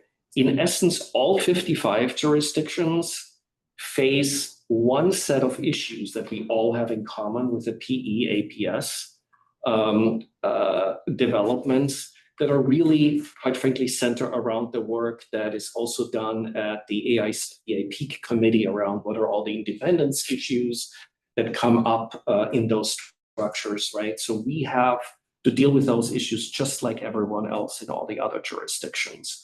Really, what we're not going to get help from with the national work from that task force at the NASPA level or from Peak are the issues that are more unique to us, that set Oregon and Nevada apart from other jurisdictions, because for us, the issues and the challenges for, essentially on the PE-APS side have additional angles that are not there in other jurisdictions. So keep in mind, there are these two buckets. We are going to get some help, hopefully by January-ish or so, with respect to where Peak lands, maybe where that task force is at, but it will not help us on the issues that we are separately discussing and dealing with on our ledge concept. And I just wanted to just kind of clarify that at a super high level. And with that, I'll close my report unless there are questions for me, and turn it over to Shelley for a brief Deputy Director update. Great. Yeah, so I just wanted to give some updated statistics regarding the licensing for this renewal season.